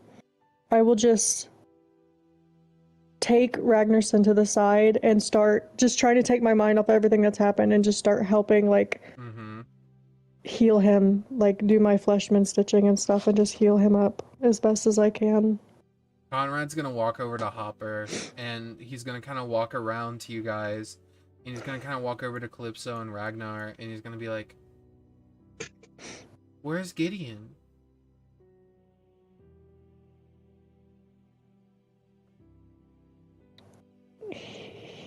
They said he and Seymour went to the next place. Conrad just looks at you, The Hopper. magic place. Conrad just looks at you, Hopper. His eyes get really big and watery, and you just see tears shaped like bananas begin to fall. Oh my fucking God. How big is Conrad? He's a medium-sized creature, so he's about 5 feet tall. He's just a winged monkey. He's a winged monkey. So he has a pretty long wingspan. And I wouldn't say 5 feet. He's about 4'1", honestly. I will just wrap my arm around him. He just wraps his big monkey arms around you and just sort of like locks in place. Man, there's more gods around here. Tyson's gonna look around and be like, "Oh, hi! You guys are new," as he looks at Hopper and Ivan. Ivan, where'd you go? We were in the middle of tag, and you just left as I was about to tag you. Listen, I know. I had to go deal with something, alright? Seymour finally did the thing. We had to go save everybody.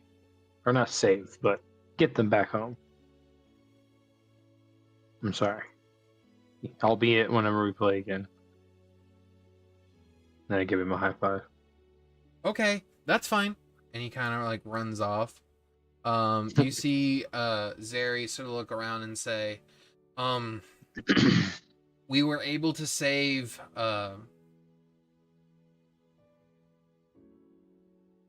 Pyra, as well as Avarice. They're inside. If you need to speak with them, the wizard towers in Neverwinter started to rise up as if they were floating again, and people thought magic was returning. But as they rose up, they were pulled away from Neverwinter with most of the wizards inside of them. Pyra and Avarice were able to jump out, and they were saved by, and you just see off in the corner a man with like a wagon and a bird on his shoulder just sort of wink at you all and just take off into the air. God, Jesus. So, no. He saved them. I'm gonna be completely honest with you. I didn't want to take him here, but he seemed to know that we needed to come here, and so I just let him drive.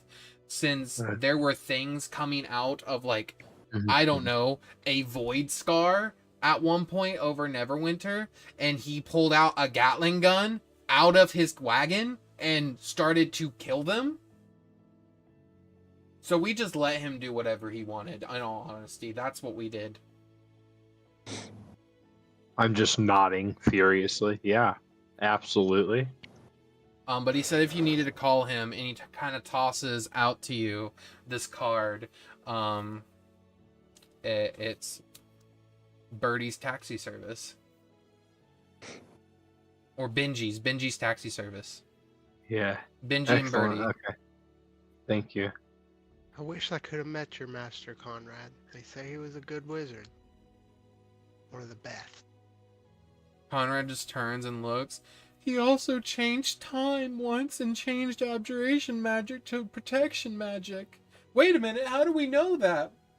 And turns to Hopper. How do we know that abjuration magic used to be protection magic?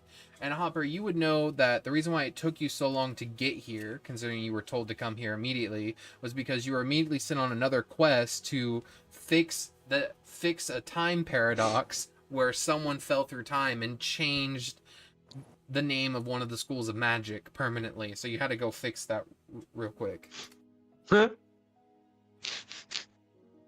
Okay. I almost forgot about that.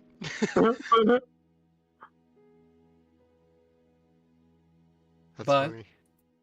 as It's fitting. everything sort of like rests and sort of comes to a head, there are big emotions, maybe conversations that still need to be had that can't be thought of right now because of emotions that are taking place. You all will get a long rest here,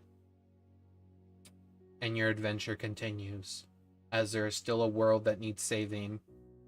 There are still divine artifacts that haven't been found that need to be pulled into Simour's power before the anti-weave, before the worm that walks claims them. People need to know what happened here today. But I think this is where we'll end tonight's episode.